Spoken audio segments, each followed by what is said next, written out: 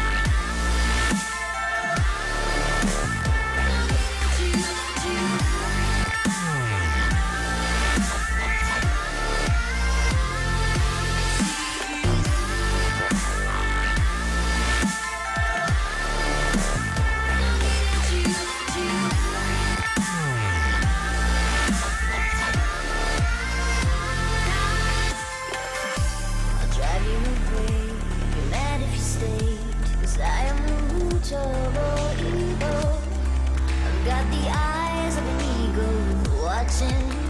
I'm watching you. I left you burning with fire. Why don't you just retire? I left you burning with fire.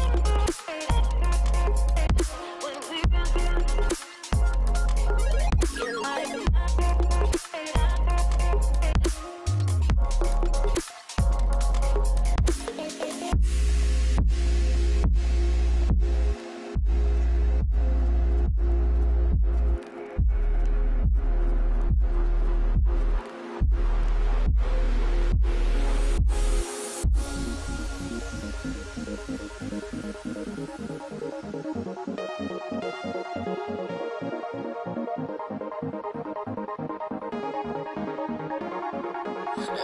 in time and hurting in the dark. Who needs light when we're among the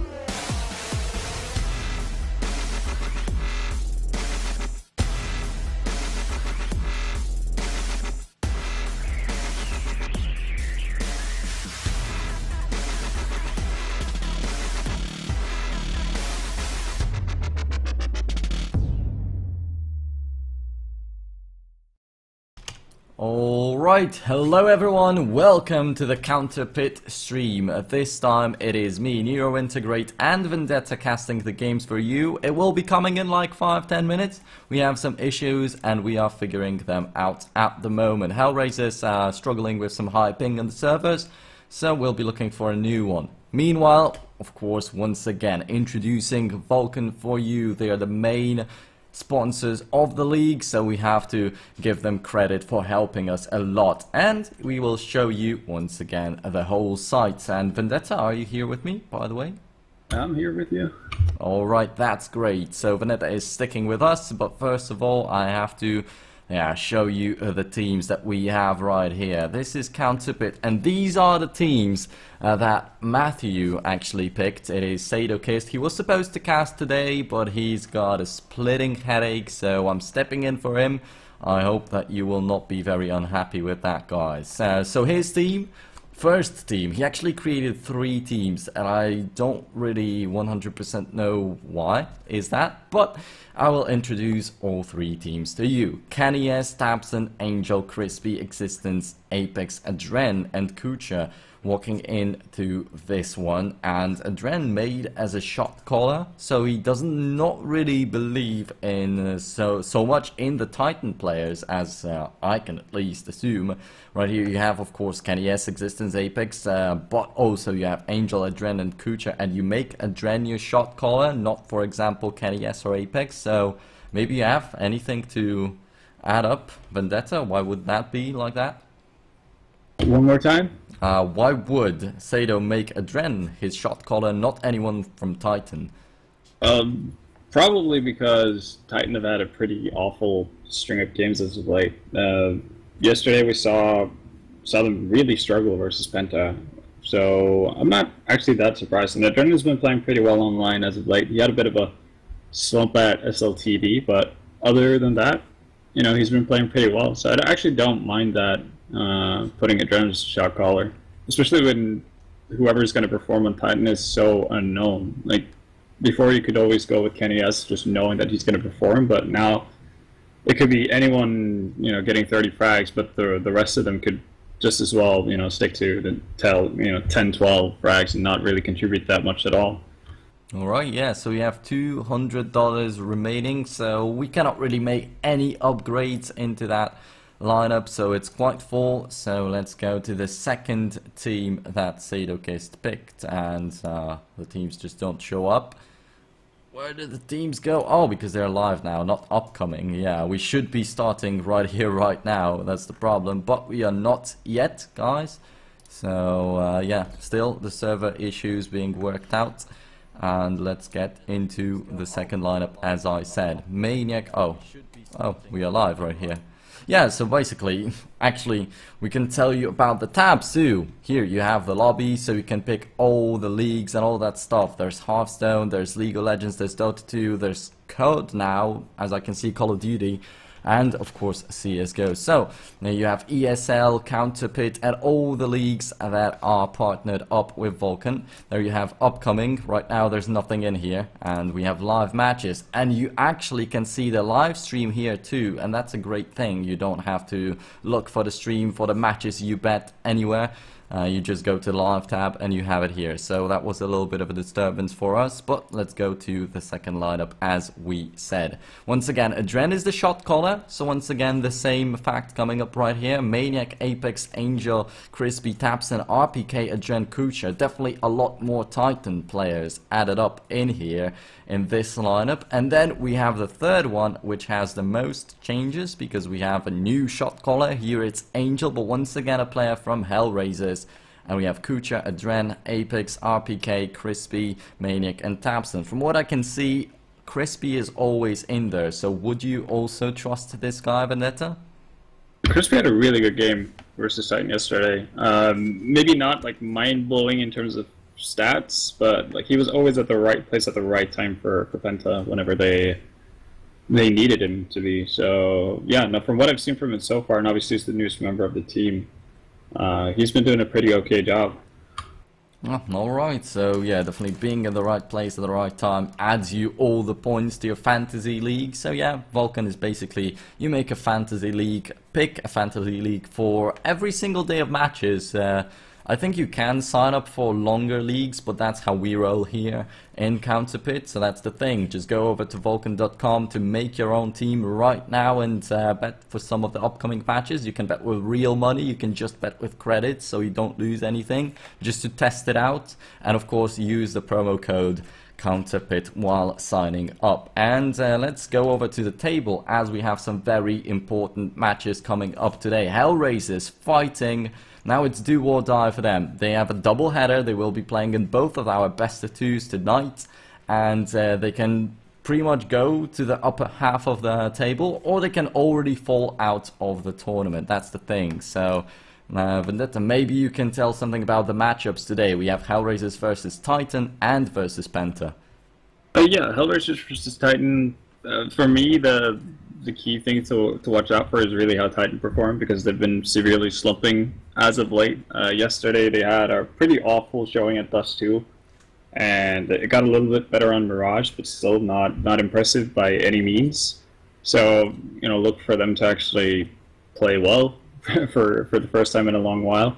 As for Hellraisers, see if they can kind of pick themselves up after getting, you know, more or less slapped around at SLTV, because going into Starladder, they were actually performing really well and was one of the teams that had probably the biggest rise in terms of form going into it. But, you know, it remains to be seen whether or not they're going to continue, you know, playing at that low level they did at Starladder, which I guess it has to be said they did play with a stand-in, or if they're going to go back to that pre-Starladder form and actually play well online.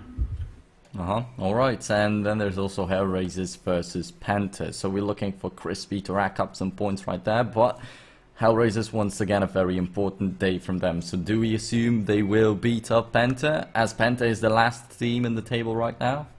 That's the weird thing, because Penta seems to be the kind of team that you never expect to win, but they're always around to mess up any sort of prediction you make. But yeah, like, obviously going into the game, I would assume Hellraisers should beat Penta without too many issues. But you know, it remains to be seen. We've seen games where Tabson has gone absolutely crazy. Same thing with Crystal and Crispy, as well. As I mentioned previously, he was really good versus Titans. So they have players to make an impact. Yeah, definitely. So today's matches are, once again, Titan versus Hellraisers and Hellraisers versus Penta. We should have the maps for the first match ready. Just let me look it up. Yes, that is Inferno, picked by Titan, and Overpass, picked by Hellraisers. So you said you don't like the map of choice Dust 2 for Titan. They didn't go for it. They switched it up a little bit from yesterday, and it's Inferno. So what do you think about that?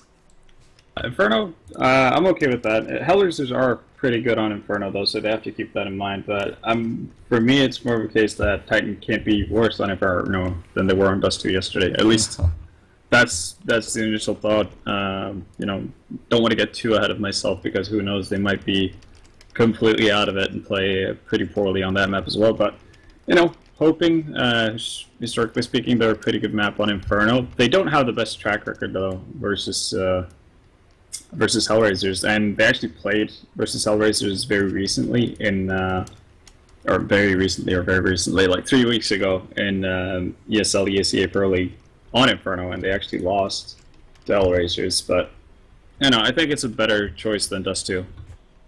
Alright, so Inferno will be the first map, and as I can see, the relay is finally working. We are getting into the server, the issues must have been fixed, and we'll be getting ready to play out the match. And actually all the players are already on the server, so guys, we'll be kicking off very shortly, so stick to us. And yeah, we'll be watching Hellraisers versus Titan on Inferno as soon as possible, and I can already switch it to the game. Why is it still tracking the nade for me? Oh no, I don't want the thing to be bugged again. It always is a bad sign. It's going to be over after a while, once the smoke dissipates and disappears. But okay, it's all I good. hope so. Because I didn't click anything, but it was still tracking the smoke. Oh, right. It works now. No, it doesn't. Well, we'll figure it out anyway. We have a little bit of time to start the game still. And yes, the knife round, I don't think it has yet been played. No, it hasn't. So we'll be waiting for the knife rounds. And yeah, a lot of hype once again. Hellraisers fighting to either get into the top half of the group, or be in the middle, or even fall out of the tournament. Let's once again bring up the table while we work out the camera issues too. And let's also say that Penta, they are at the bottom of the standings, but they're tied up with Hellraisers, so they can still also look for some kind of an exit from the group. If Titan loses, if Penta wins, it will be perfect for the German lineup right here, right now. They will jump over Titan and Bauer Sports, and they will be most probably tied with Hellraisers for that third place, and will go into the lower bracket. So there's still hope for them, but I don't think they can catch up with Envious or TSM anymore, since both of the teams are standing on 9 points right now, so that's out of reach, even with 2 wins.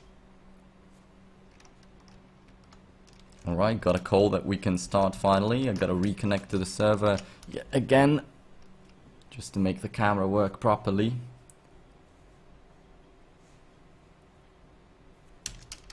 Alright, it's working, and we'll be getting into the knife round quite shortly. So, your calls for the 2 matches today, Vendetta. Who do you think will win? I think Hellraisers are gonna go out victorious in both matches, actually. Just to give some credit and keep hope alive for Titan Sport, I'm gonna say that this game is gonna end 1-1, and we're gonna see a 2-0 for Hellraisers versus Penta. Alright, so let's see how this goes. I am very much trusting in Titan actually, but against Penta, I want to see a good match right there. So let's see how it goes on Inferno and Overpass. Titan looking for that Inferno win, looking to come out of the slump that they've been in recently, and we are getting into the knife round right now, guys. So once again, my name is NeuroIntegrate, and alongside with me is Vendetta. We will be casting today's matches for you. 2 best of 2s, Hellraisers versus Titan and Hellraisers versus Penta. Getting into the knife round right now, and let's see which one of the teams gets the CT side, as that's pretty vital on Inferno, I would assume. Yeah, it's a nice start to things if you can start off on the CT side. It's not going to be the end of your team if you have to start on the T side either, because this is such a well-known map to every team that plays it, or have played Counter-Strike ever, that it's not going to be an issue. Every team knows how to play Inferno to a certain extent, so you should be able to get up to at least 4, 5, potentially 6 rounds on the T side without having too many issues.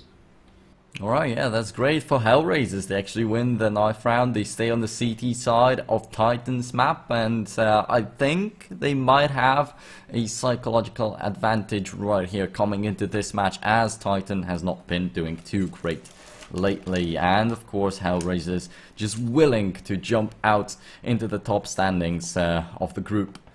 They very much are counting on it. They don't want to fall out of the tournament just yet, and they have to show up finally.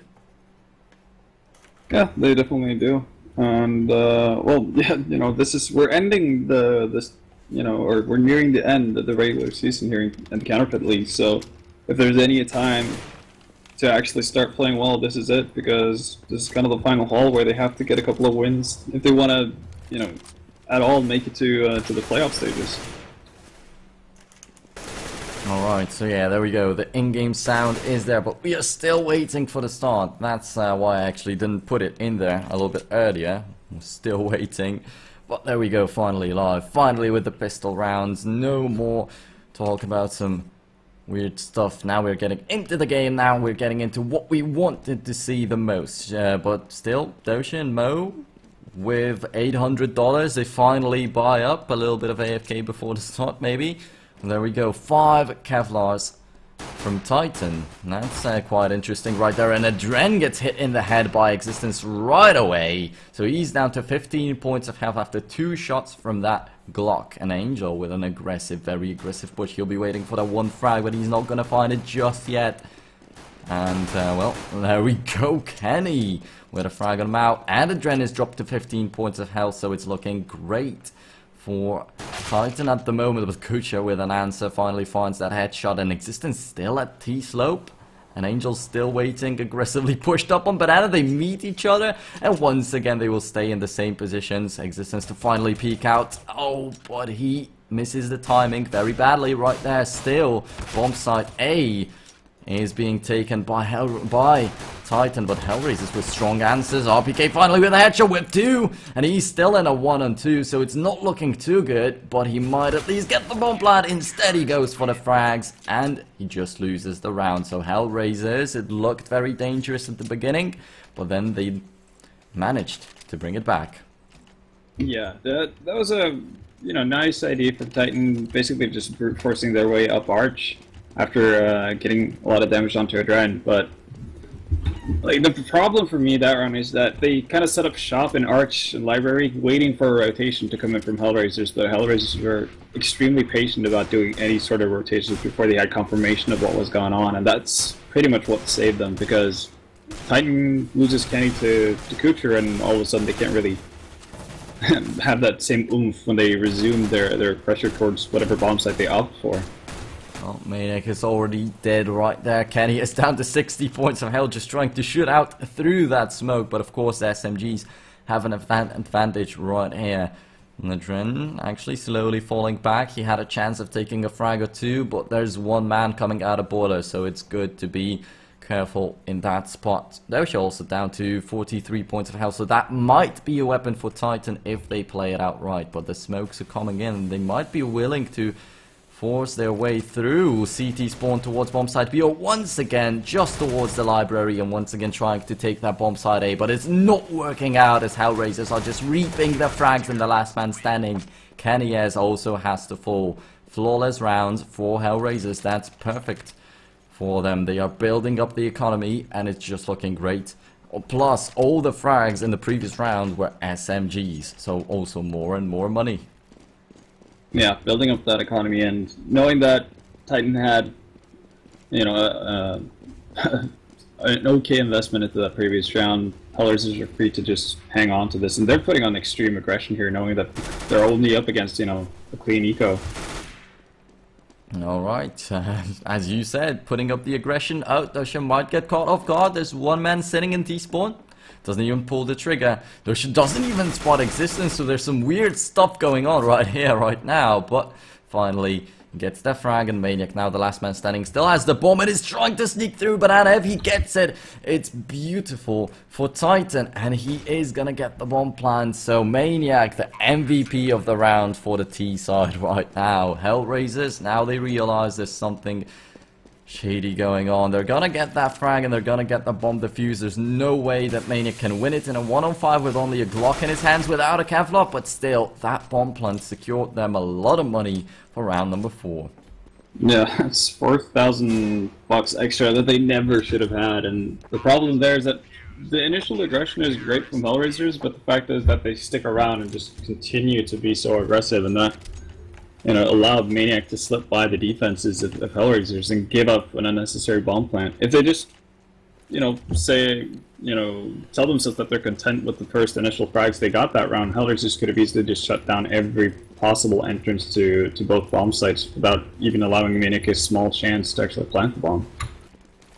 Alright, so Adren still playing with that MP7. That might be dangerous for Hellraisers, and Kenny is with a very aggressive push with that AWP in the middle. He's not going to find any frags though, so it won't pay out just yet. Angel with a FAMAS. So Hellraisers, after all, I mentioned that they had perfect economy, they had flawless rounds, but still, that MP7 and FAMAS not looking also perfect. Oh, but Kucha with the spray down doesn't manage to get the last frag, but still did deal enough damage for the rest of the team to finish it off. Kanyes will not even land the shot on Dosha.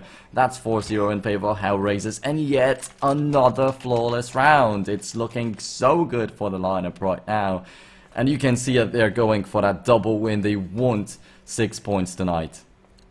Oh yeah, for sure, definitely, and you can tell that, you know, even after buying it, Adren is sitting at 9.8k. So the economy of Hellraisers is booming. Can't really say the same for Titan, having to go on another eco. Luckily for them, it's only one eco this time around. They don't have to double eco just yet. And the fact that they're getting that money loss bonus is going to help them out quite a bit.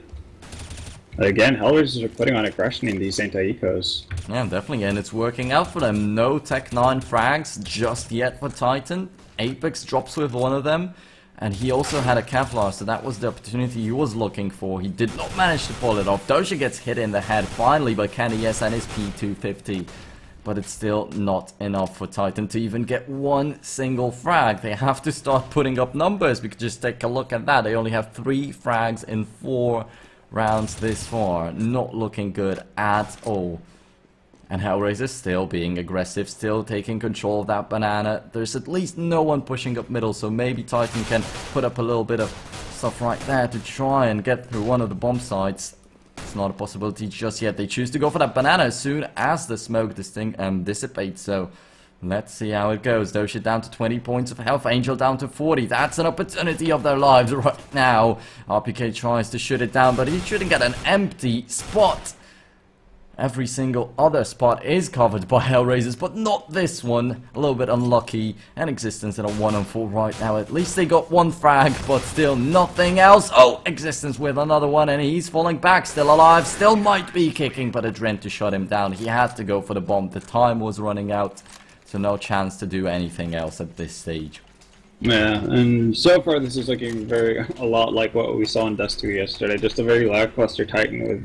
Doesn't really seem like they have any sort of set idea as to what they want to do.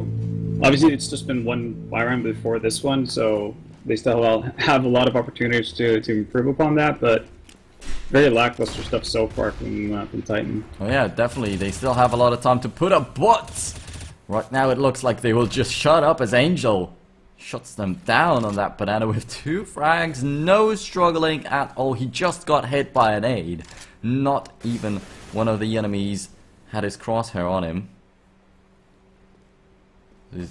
It's just looking beautiful for Hellraisers. Not much more to say. It's just flawless. And Titan cannot find any entry frags. They cannot find any space for working.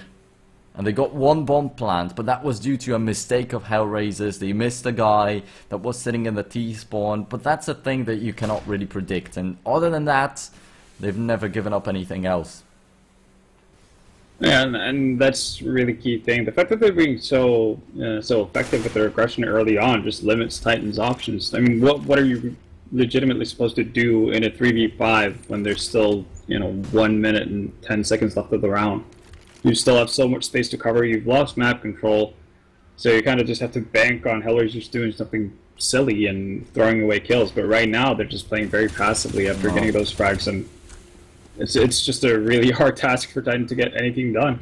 Yeah, Angel just dodged the flashbang, so he got yet another frag without being punished, and everyone is still on pretty much full health from Hellraisers, and they are reaping more and more. Maniac to finally find a frag and a Dren, but that's gonna be it, as Kucha from the pit finishes his live 6-0. Yet okay, not another eco from Titan. This time they will have the money to buy up. Well, the losing bonus is so big now, but does it help them at all?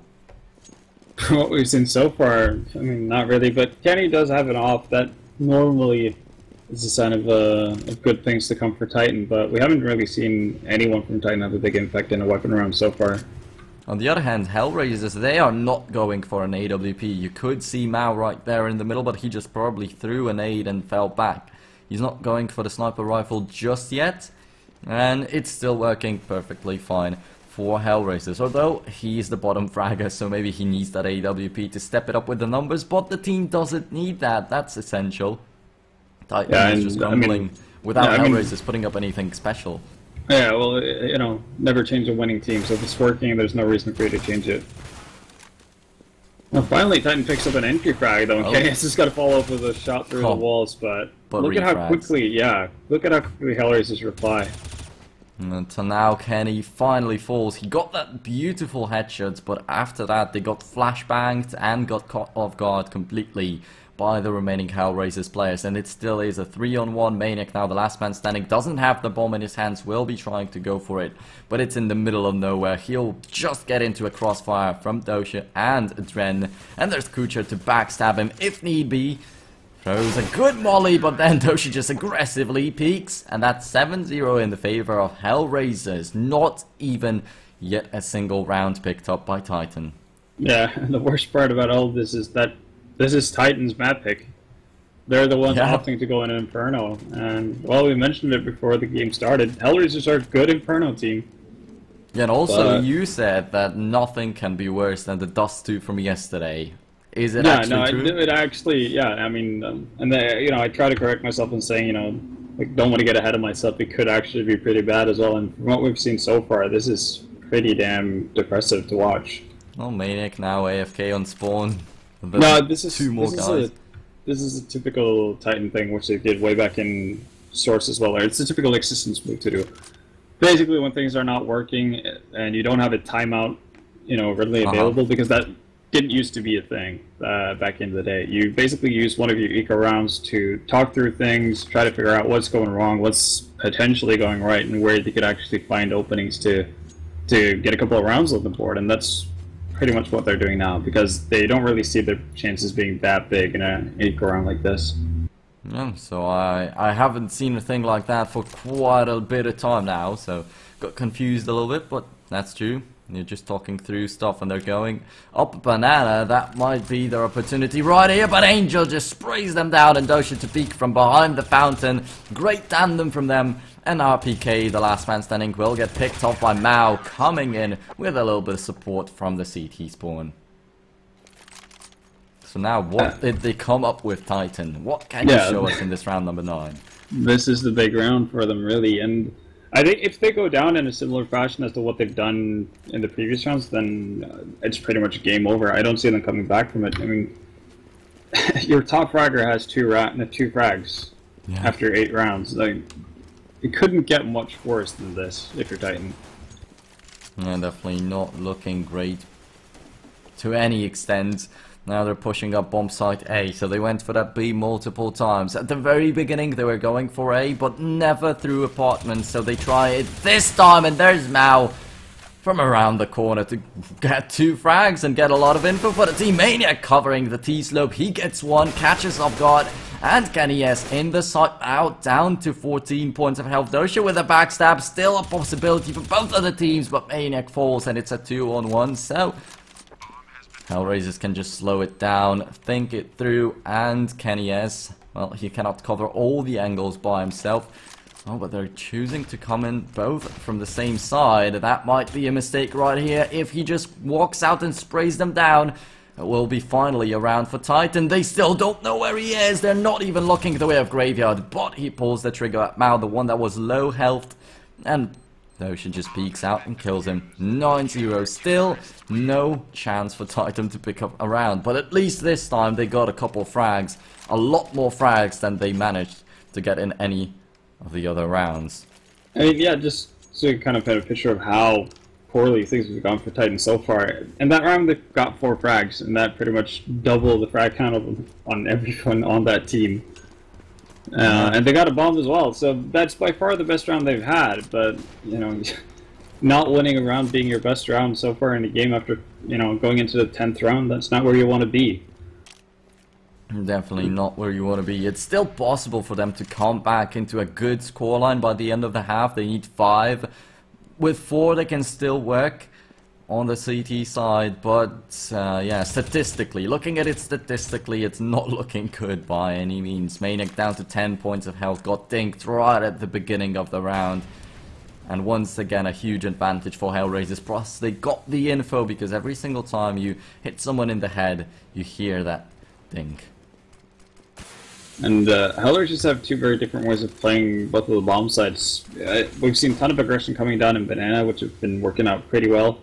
But on that A bomb site, they're just really reluctant to give anything up at all, and Titan are having a really hard time actually committing to his side and actually executing properly. This time they've gotten pretty far in though, so this could be a golden opportunity for Titan to actually do something if they opt to go for A. But Apex picking up Angel on B, that might be the go-ahead to go over towards the B bomb site.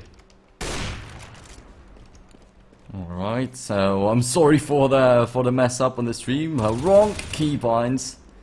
And there we go, Hellraisers. Oh, actually just to clean out the round. Dosha standing in the banana, gets some people from the front, gets some people from behind. No problems at all for this guy. He just doesn't care. He just does what he has to. While on the other hand, Titan, they're struggling with getting even a single frag. And that was a golden opportunity for Titan. Apex got into CT spawn, picked up Angel, but Doja's just having a crazy, crazy game right now. The best game I've seen of Doja for like quite a few months actually. And Hellraisers, I think they kind of were expecting an eco here, because they do the same anti-eco push as they did previously, and now it's burning them. Yeah, Titan getting the frags right now. Adren will get caught off guard. Finally a chance for Titan, and a big chance right here. This is not a 2-on-2, this is a 4-on-2. So they have a huge advantage. Unless they make a huge mistake, they will be able to easily take it. Dosha on banana, Mao in the apartments. He might catch them off guard, but if they choose to go for middle, they will easily get into a site. So wow, RPK He knows it, waits it out, and now it's a 4-on-1, and they know that bomb site A is completely cleaned out. Now Doja can catch them on the rotation right here, out of the T-slope, I'm sorry. He's not gonna even pull the trigger. So Titan, wow, they're just still so hesitant. careful. Yeah, they're just so careful. They don't want to throw this away, and they know that they desperately need a round, so just playing it as safe as possible. And you know, it might look silly when you're up 4-1 in a situation to be this careful, but you can't really fault Titan for doing it because this is such a big round for them. And actually, a bit of a funny thing is Doja hasn't died yet this game. This is the 11th round of the game, and Doja is on 15-2-0.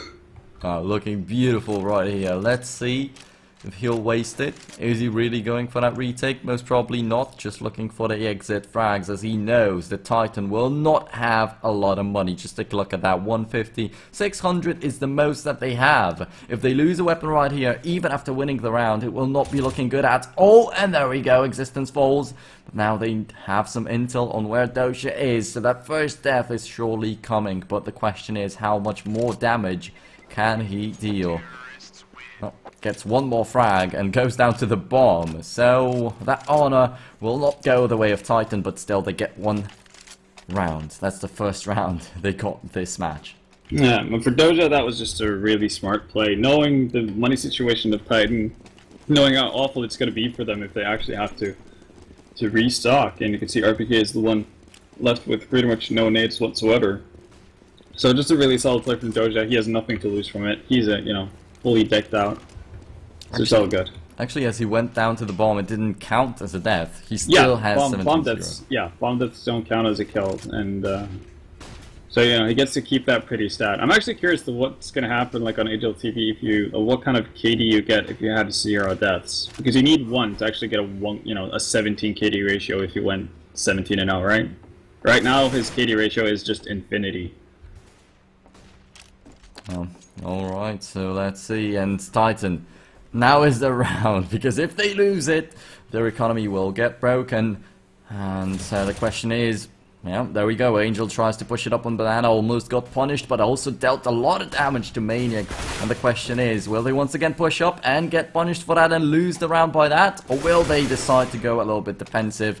And there we go, the answer is there. They are going a little bit more defensive. However, they still lose the frags, but now Kenny has to go down. RPK sprays it down in a very unsure spot. Still gets the frag with the last bullet in his clip. Now Existence hiding in a cheeky spot. He's gonna find that frag on Angel, but he struggled so much. Left at just 1 point of health. Same goes for Maniac. He got dinked on Banana, down to 9 points of health, but somehow they managed to stick to it. They managed to win it. So as I said, it still is possible to bring it back. Although statistically, it's not looking good for Titan. It can still be 10-5. It could still be 10-5, and Titan did the exact same thing which they've tried several times this round. They got a lot of space to work with, and this time they finally got a couple of frags and did favorable trades, and that's pretty much the only difference from it. But Hellraisers have been shooting so well, and not giving great opportunities for turn breaks for Titan earlier, that they haven't been able to do anything with it. Doja still gets that entry, but actually it's Hellraisers who are now running out of money. They had a huge bank in their pockets, but just 2 rounds in a row lost, and now they find themselves on like $50 for Mao. That's not impressive at all. Kenny is gonna get that frag. That was a little bit too obvious from Angel. And it's down to a 4-on-3. Doja decides not to push through that smoke and turns away from the flashbang. Beautifully played. And he still stays alive at 6 points of health, but not for long as Existence kills him. And Kenny helps himself towards yet another frag. Kucha up against Kenny Apex and Existence right now. Can he still take it? Will be very hard, but Hellraisers looking like they're on fire in this match, so maybe. It's going to be a really tough retake, and he has to take into consideration what you mentioned earlier, that the fact that their bank that they previously had, that's completely gone now. So, he might just be better off saving, because it's a really unlikely retake for him to succeed at, and it seems like that's what he's thinking himself. And he falls back, but Existence is chasing him.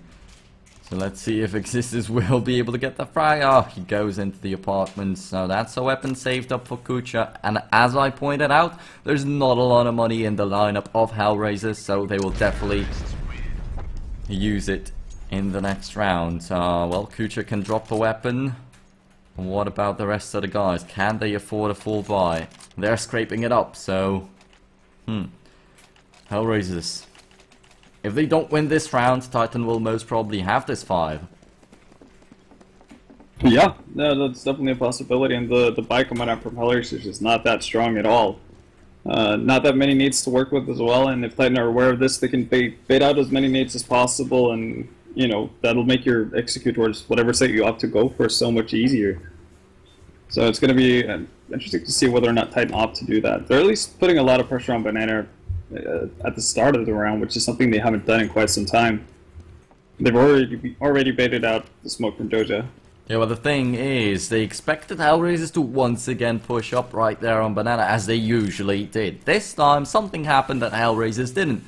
It was probably that force buy. They're not so confident anymore, but Titan were expecting an entry frag right there. They didn't get it. So, a little bit of a disappointment maybe. And Dren finds a frag and Existent and backstabs Apex 2. The bomb gets dropped. That's a lot of info for Hellraisers, even though it got immediately after picked up, but they know what's going on.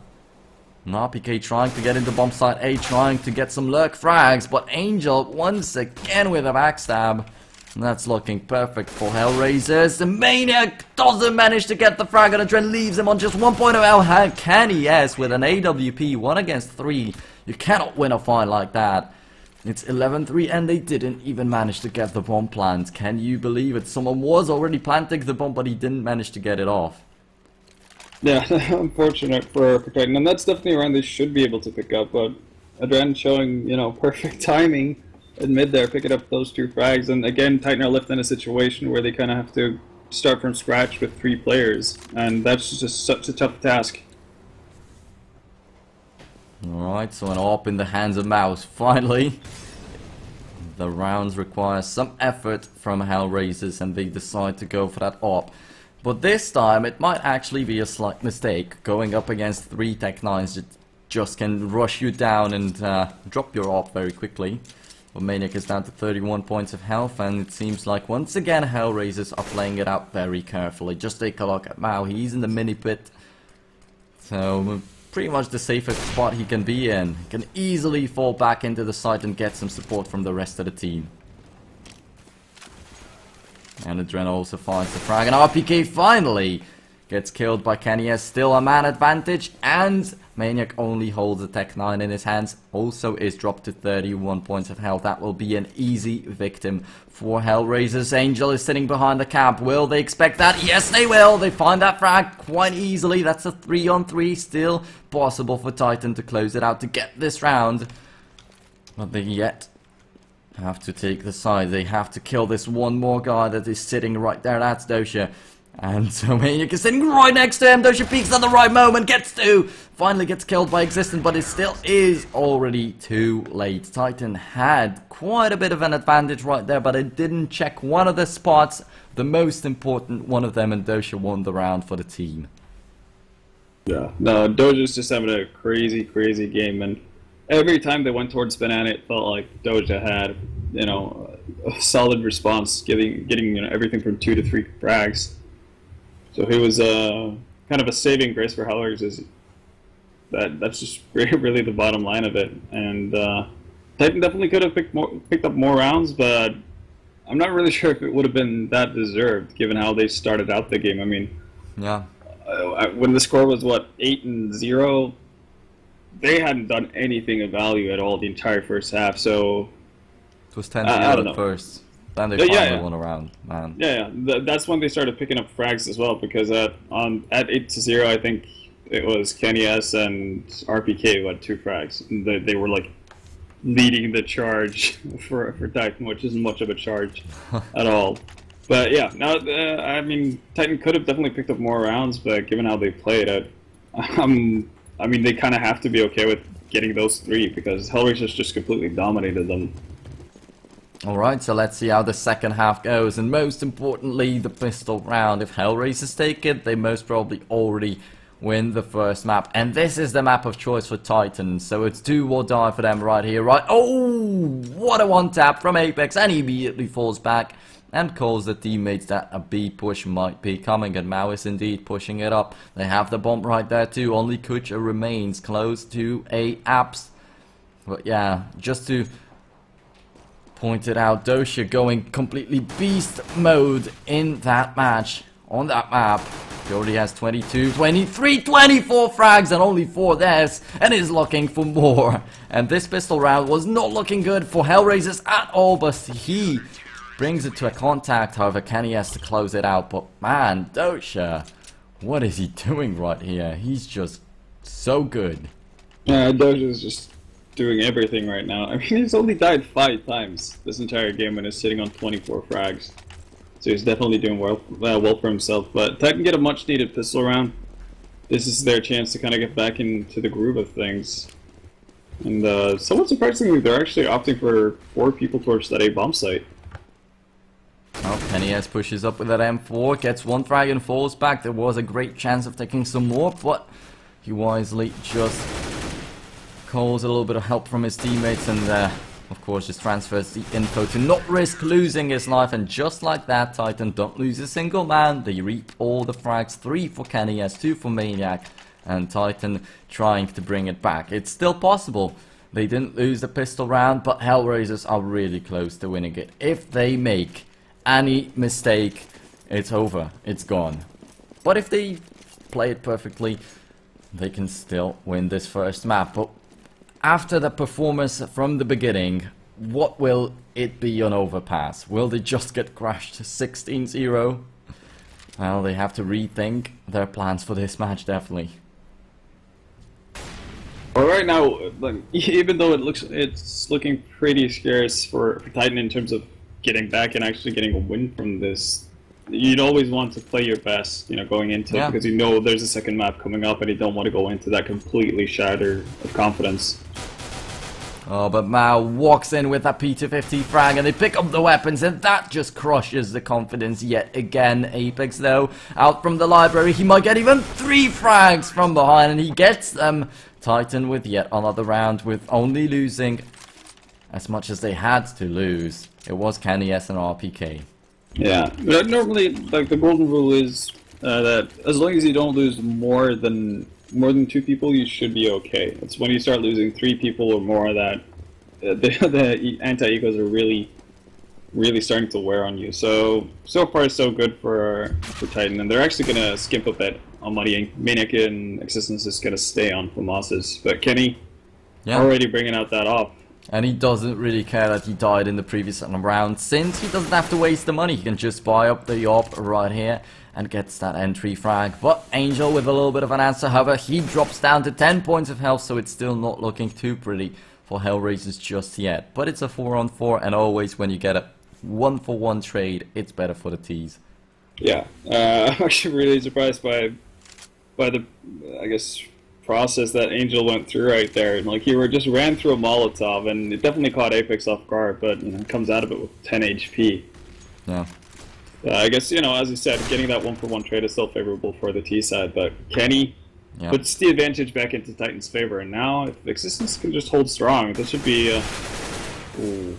Oh, but Mao still, he gets that frag, but gets dropped down to 20 points of health. And then alongside with him is Angel, who is down to 10 points of health. So whatever Titan make now, they throw a nade, they throw a molly, they will most probably get 2 frags without any struggles. Angel already falls. Kucha now dies, and he was the only man with full health. I was just about to underline it. But Mao in a 1-on-3, they are aware of his position, and RPK to finish the round off, and Titan is still in the game, and looking very good now. Yeah, so I'm kind of, you know, a happy accident for Titan as well. The 2 guys who stayed alive are the ones that were the lowest on money, so it would have been worse if either RPK or Kenny had gone down that round. So they're still going to be able to get a full buy on everyone, and well, for Hellraisers, they're going to get a buy, but it's not going to be the optimal buy you could have hoped for. They're going to get a couple of smokes, but ooh, they're actually opting for double up setup. That's a massive investment, and I mean, Normally, it's hard to play with one op on the T side of Inferno. Playing with two ops just make you so immobile that you're just gonna heavily have to rely on Titan in this case, just giving you frags. RPK does not go down. So unlucky for Mao right there. He had quite an easy shot as RPK peaked for 1 or 2 seconds, so that's quite a bit of time, but he didn't manage to make it. However, Angel walks in with a headshot. And still 2 more people on that bomb side B, so Titan putting a lot of resources into this one. That's interesting. It might as well work out. Actually, the bomb goes middle instead of banana, so not really. And Titan have lost complete control over what Hellraisers are doing. That was a pretty hefty over-rotation from Titan there. They already had 2 people on the bomb site, so there was no need to make a rotation just because Angel dropped 1. Well, now Mao drops and RPK finds that frag. Apex to push through the smoke to find Angel. Completely surprises him. RPK down to 17 points of health, but crazily sprays them both down. And he's still alive. What a frag. What 2 frags right there. Kucha finally walks in with a trade. And he's trying to get the bomb plant, so at least a little bit of something that Hellraisers can get off of this round. But about winning, I don't think they can still think. It's going to be tough, but he has managed to split up Apex and Existence, and, well, there you go. I think that was actually a pretty big mistake from Apex. Still like takes it.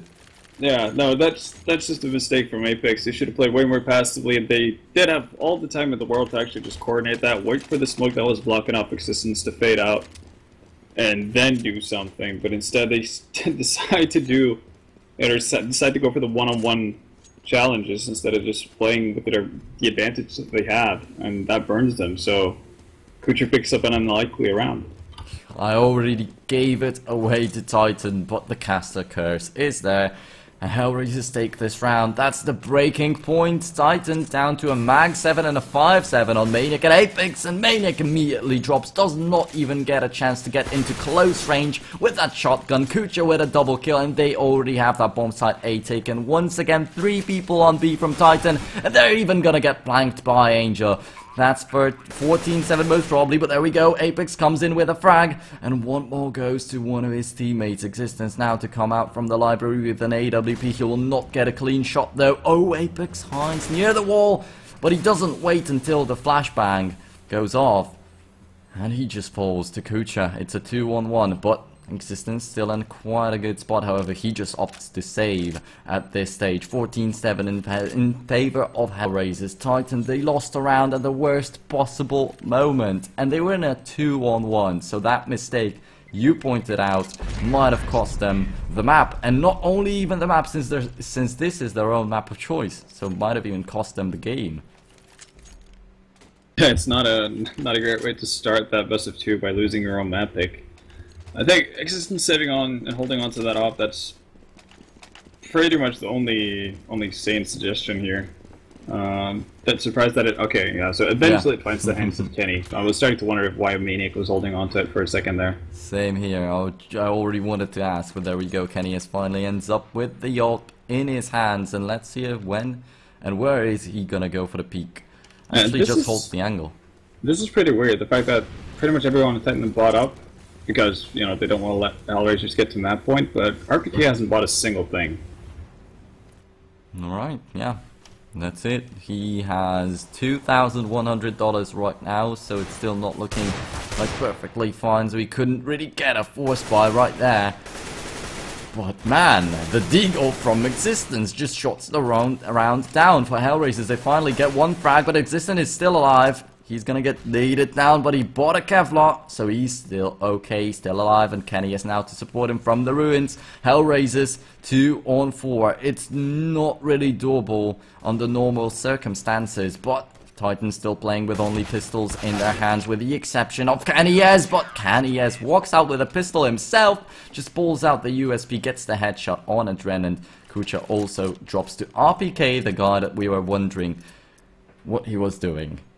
Yeah, well, it works out, but that was pretty much all because of Existence. Those 2 deagle headshots as they come in. Obviously, Apex as well getting the very first frag of the round. But yeah, Existence holding them back there for so long and basically denying them entry to the bomb site. That was absolutely massive. Because as you could tell, as soon as Hellraisers kind of got stuck in that pool area, Titan already had rotated 4 people onto that B-bomb site. And there we go, now only Tech 9's in the hands of Hellraisers. One of them only with a Kevlar, and Adren actually gets an entry bow also. And is it gonna be an eco for an eco? Kenny's with that AWP manages to turn around and get a frag. An Angel that might have been over, but he still stays alive and manages to bring it close for the team.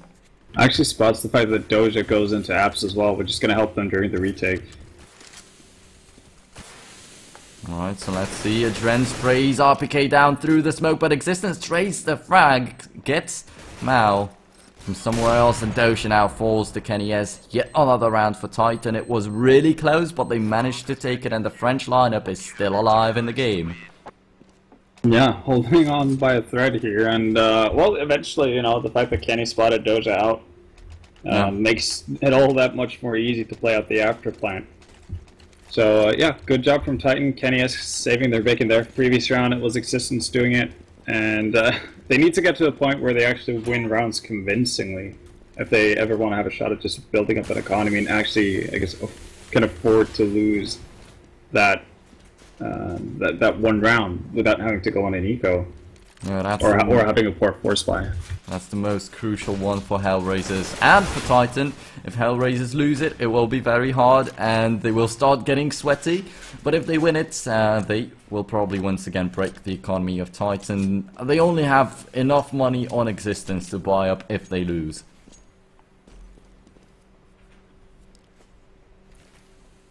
And it still is a 5-4 right off the bat in favor of the CTs, so they don't really have to worry so much.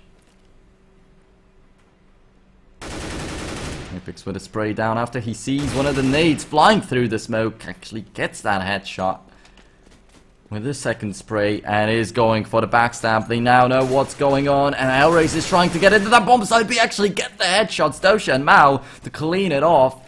And oh, here comes Apex with the backstab, stops the bomb from being planted. That's a catastrophe for Hellraisers. They will lose it right here from now on. They didn't get the plant. They don't have enough money to buy up right now. And Titan looking very good. Trying to get stable finally. Yeah, and that was a very big pick-off by Apex as well. Not getting the bomb down means that Hellraisers have to eco. This is a golden opportunity for Titan to actually secure some economy at the very least. I mean, at a certain point, when you get late enough into the game, it doesn't really matter anymore, but, you know, it still matters a tiny bit right now.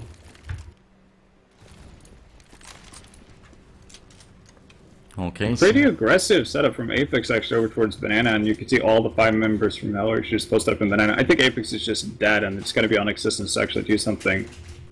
Yeah, let's see. Oh, he actually gets a pop flash and gets 2 people. Still pushes out. That was a slight mistake. He might have fell back after getting all those frags. Instead, gives a weapon in the to the hands of Hellraisers. Adren picks it up and only goes down in Existence. Yeah, as you said, he will have a little bit of work to do, but Apex still makes it a little bit easier. Yeah, no, for sure. That pop flash coming over was just perfectly timed, so worked out in the end for Titan, and Existence didn't go down or anything, so no bomb flip for Hellraisers. Only 1 weapon dropped as well. So that was about as good of a round you could hope for from Titan. Yeah, definitely.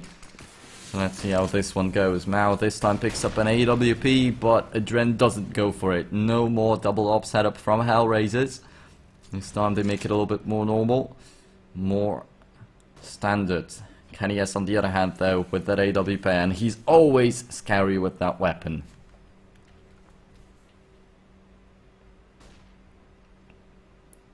HR slow it down a little bit. 3 people on Banana, 2 towards A, so they are looking for some kind of a pick to then finally decide where they want to go.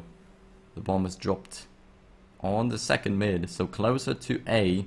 They gain control of the apps, so that's a little bit of info earned already. Oh, that boost on Banana might have earned them a frag, but Existence is a little bit deeper in the side. Apex will get caught off guard by Adren. That's the pick they were looking for. And a little bit of rotations already come. 2 people rotate from banana towards A, but there comes Kenny with a refrag to stop them. Right now, it looks like they would have set their minds towards banana, and Existence is holding there all by himself once again. So this is going to come down to how much damage Existence can do to the Hellraisers members.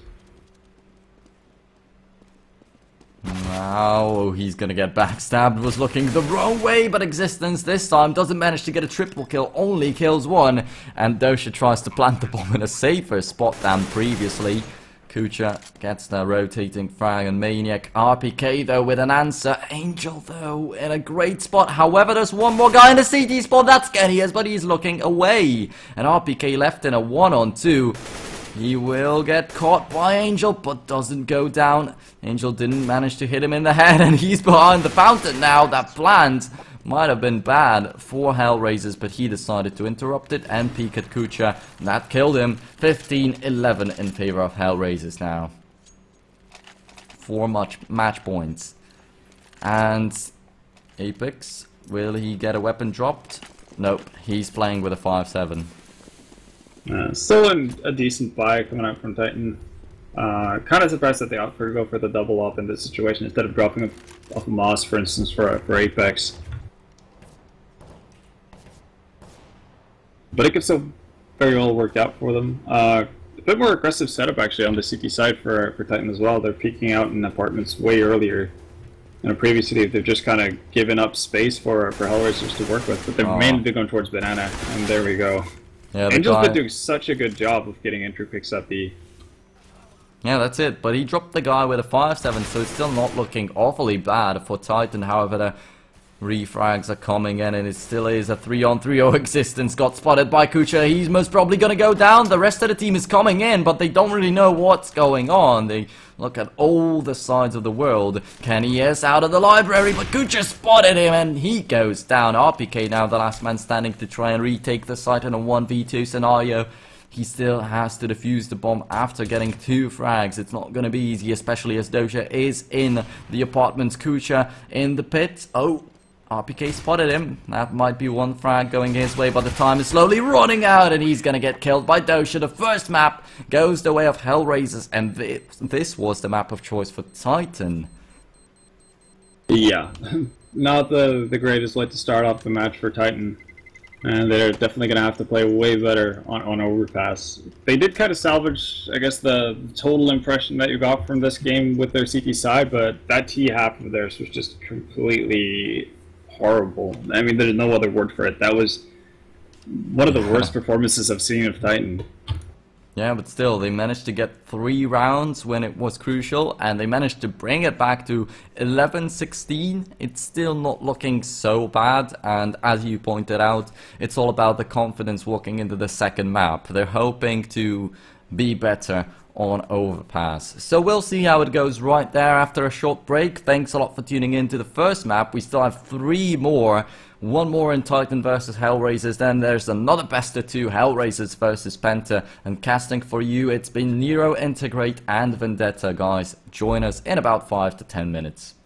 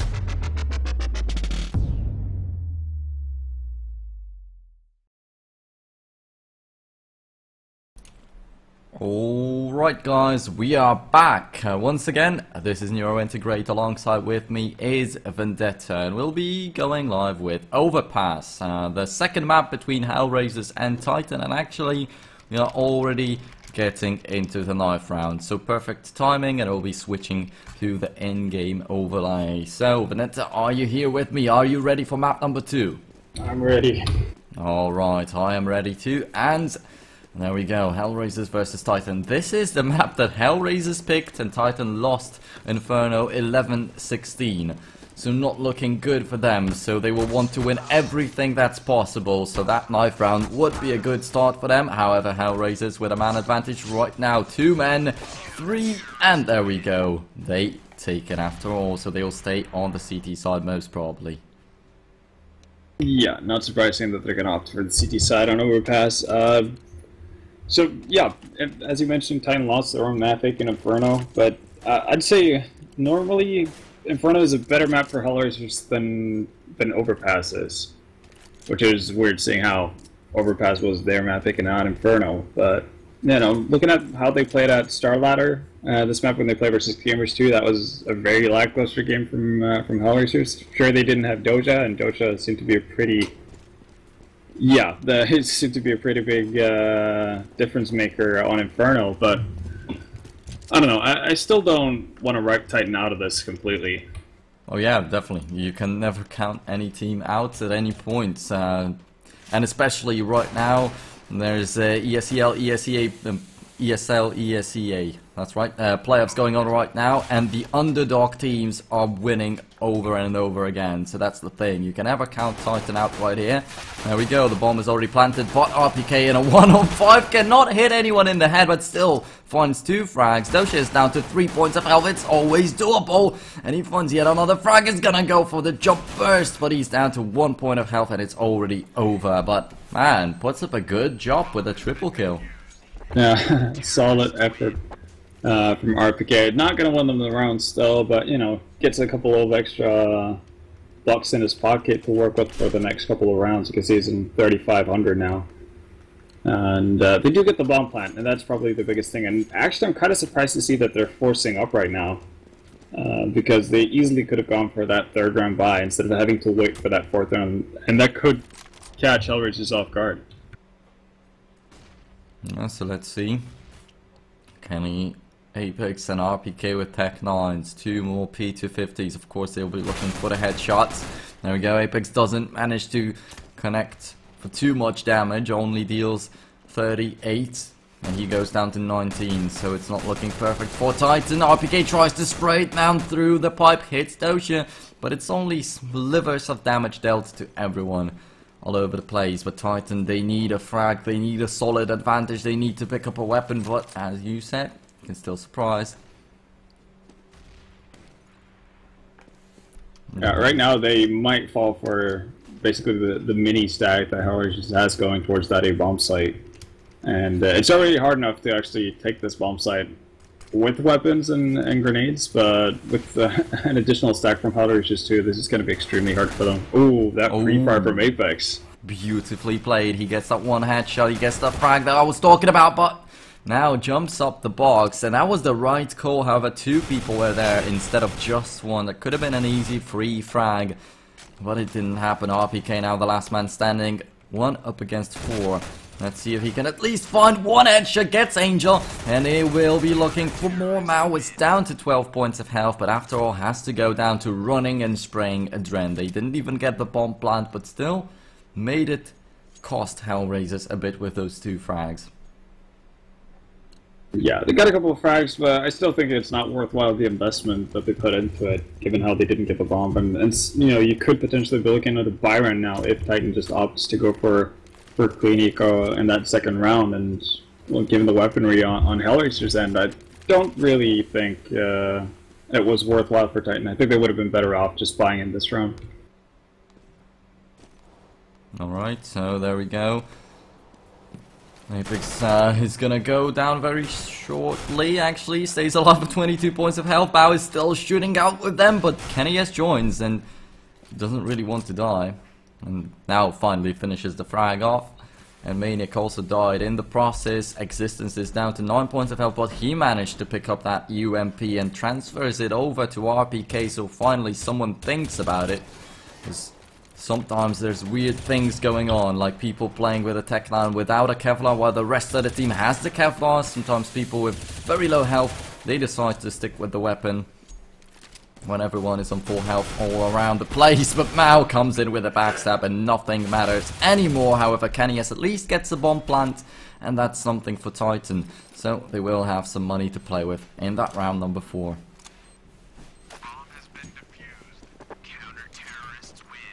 Pretty straightforward for Hellraisers, a solid anti-eco. Not really much more to be said about it, and this is going to be the big tell really of the round, and hopefully Titan can get off to a bit of a better start than what they did on Inferno. They do have the op on Kenny, they do have plenty of nades to work with, so, you know, it's all there for them to make something happen.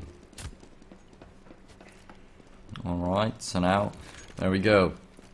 Mao still playing with a FAMAS, so the AWPer of Hellraisers is not really playing with an AWP, while on the other hand Kenny S is already looking for some entry picks.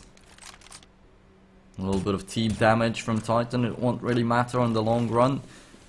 What? And let's see where they're gonna go, because Existence is still around the T spawn, not really going anywhere. And they decide to push bomb site A after all.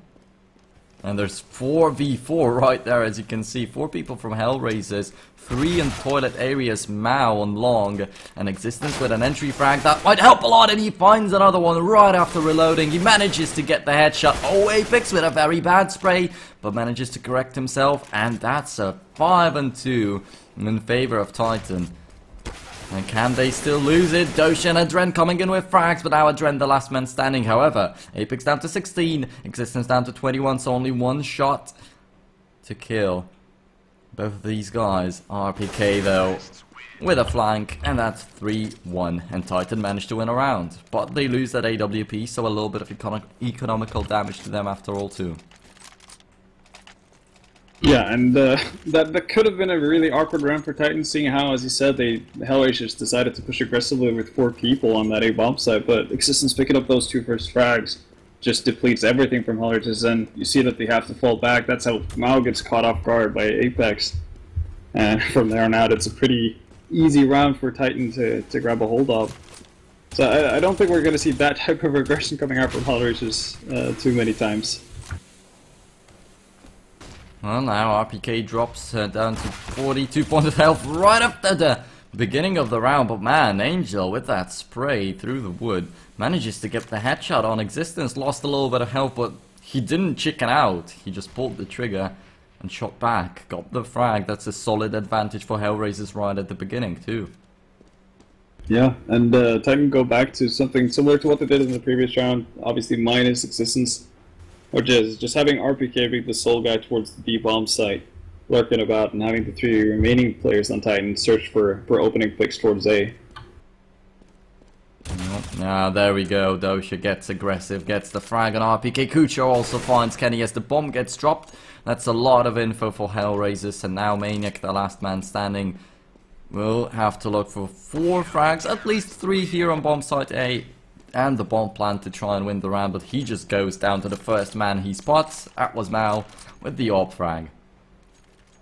Yeah, and a nice and clean round from Hellraisers, just getting picks here and there, just slowly weakening the side of Titan, and well, now Titan find themselves in that awkward situation where they have to eco again. The only reason Existence is bought up is because he can do so, because he had a bit of a bank, he can equalize the money. Kenya's is still on less money than Existence after buying out. Yeah, so in Titan you have 4 pistols and 1 rifle. In the line of Hellraisers you have 4 rifles and 1 SMG. So let's see if Angel will be able to get the frags, or will he just fall to the Tech 9s or the AK. Give a weapon back to Titan. It's still not looking so very bad for the T lineup. Having Kevlars and Tech 9s is always dangerous. Alright, Angel peeks out at the right moment. Only manages to get 1, but got so much info. Got intel on 3 people. And that will help his team a lot. The big thing for, I guess the positive thing for Titan is, 1, they get the trade frag, and it was Apex to go down, and he was the only guy on that team that didn't buy anything that round. Like, he didn't have armor or anything of use. So that's a bit of a plus for Titan. You know, Hellraisers might be expecting a really awkward buy coming in from them and not be expecting the head armor. Yeah, and what is weird, no one even got hit once, other than just Apex. But now the frags go the way of Hellraisers. Dosha! Wow, Kenny has just walked right into his crosshair with the head, so it was not hard at all for him to get that frag. Maniac down to 2 points of health. He has to fall at some point, and that's 5-1 in favor of Hellraisers. Yeah. Well, eco investment didn't work out for Titan, and so far it's starting to look like Inferno. Yeah, pretty definitely. much. And I'm not really sure what's going on right now. There's a lot of weird buys. I mean, RPK buys the Baneke this time around because they had to double eco because Kenya's was so low on money, and they probably want the op kitted out on him. But I don't really see the point of RPK just picking up an AK just to drop it for Apex. That doesn't really make sense to me. But maybe, you know, with some good luck, they can make something out of this and make it worthwhile. If they can get a bomb plant, then it's perfectly fine. Yeah, that is a very questionable play, but still that makes me glad what Titan does. They think RPK transferred over that weapon to a guy that had Kevlar, and it very much makes sense. And Mania gets an entry frag. He might be looking for a weapon, but now he drops, and RPK is looking for a spray. Why? He's flashbanged, finally peeks him out, gets 1 frag, but Adren repeats and gets 2. Now Angel with the backstab, still with that MP9, doesn't care about anything, gets 1 frag, then gets punished, but that sets up Dosha for the last one for the finisher. Yeah, and normally you'd say that, you know, them getting 3 frags is great and all, with what more or less an eco round from Titan, but them not getting the bomb plant, it still makes it a bit of a failed round, because the money situation on Hellraisers just is so good right now, so those 3 deaths not going to have the biggest of impacts at all.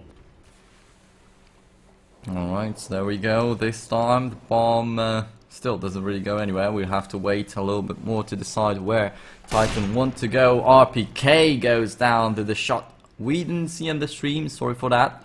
Was looking at the map, but Mao still opens it up for Hellraisers. Maniac, though, with an answer. Makes it a little bit better for Titan, and they'll be looking for some more rounds. And it's just round number 8, so it's still pretty early into the map. Titan can still get a little bit. Of course, it's a CT-sided one, so they don't need a lot. But, as you said, it's starting to look a little bit like Inferno. So if once again Hellraisers just roll over them, it will not be good.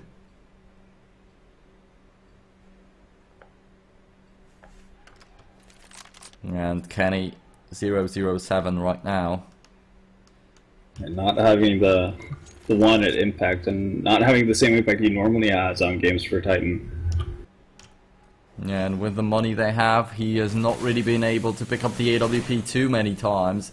Existence and Apex to find the entries though, and it's really okay if Kennyus doesn't get any frags and when the rest of the team manages to put up. But it's worse when the rest of the team is not doing well and he's also not able to find a single frag. And now Dosha to shut him down. Come on, take a look at that. Actually, Dosha missed a couple of shots before killing him, so that's a little bit surprising. He could have gone for a stealthy defuse right there. No, the bomb is planted for Existence and Maniac, but he can still try to find some more frags. But Apex surprises him, and that's 6-2. Titan with a round, finally. Yeah, finally. And now they don't have to, you know, the biggest thing for them is not falling into the trap of just losing the following round instantly, because that's going to send them back to ecoing once again.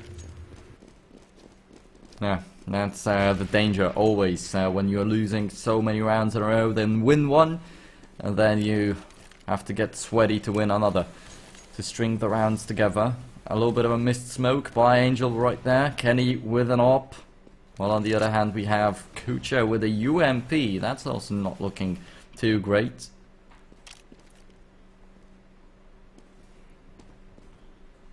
Yeah, it's pretty aggressive setup actually from Hellers. They did it. This is a 4-man stack for A from Hellers, and it's kind of weird to see them do it again. And that's Maniac. a really nice pick from Maniac. With a beautiful one, and then there's another guy to fall back from there, but Mao to back him up.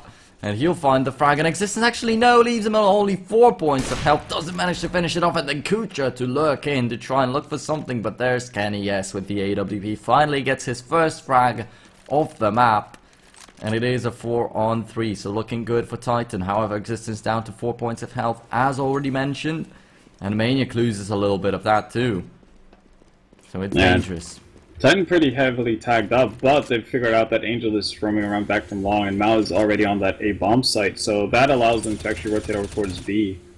Now they only have to deal with Doja, but Doja's been a pretty big beast so far. Yeah, definitely. He's looking to put up a great performance in Overpass 2. Gets one frag here on bomb side B, and well, lets his team rotate in, then finishes off Existence, and the bomb is going to get defused. So as we said, as we mentioned, there's always that danger of losing the upcoming round, and then your economy gets crashed. At least Titan managed to plant the bomb, so it's not looking so bad, but yeah, it's also not looking good at all. Yeah, that's really the saving grace, and that's what allows them to actually pick up a couple of AKs here. And I think their thought process right now is the fact that they've put some damage into Hellraisers, and if they're able to win this round, they could potentially break their economy, and that's their best shot at getting back into this game. But again, like, Hellraisers are like willfully stacking people towards that A bomb site. Now they're going to fall off with Mo and Nadren, leaving only Kucha there. So Kucha actually might get caught out here by Kenny.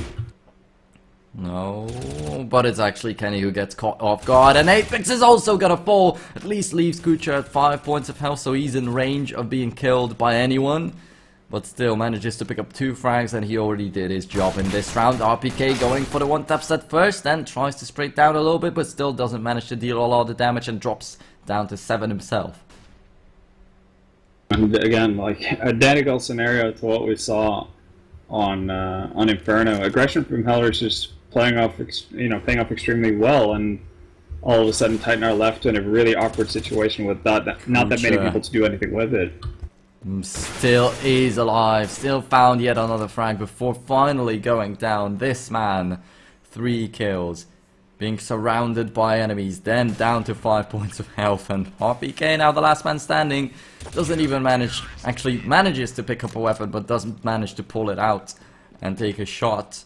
So Hellraisers find round number 8, and it's indeed beginning to look like Inferno.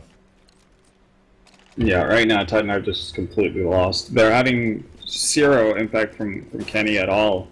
It's just kind of wandering around, kind of donating $300 to the opponents every single round, and that's something you normally don't see. And once again, just like on Inferno, Titan decide to have a bit of a tactical timeout and one of their eco rounds. Yeah, so let's wait it out and let's see what they can put up in the round number 12.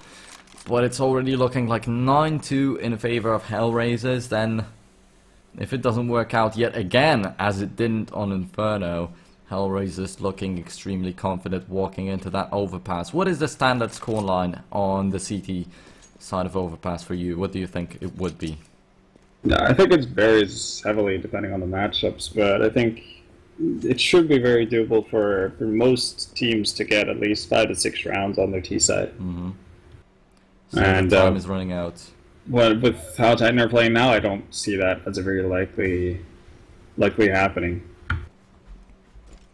Okay, so there we go. They actually choose to go for that bomb side B. There's no one there to spot them just yet. No aggressive pushes from Hellraisers, but they're just holding the angles. And there's Dosha there. He's most probably going to get a lot. But actually, that's Angel to step it up right here. And Dosha drops himself before doing... actually gets one frag. That's only one right there.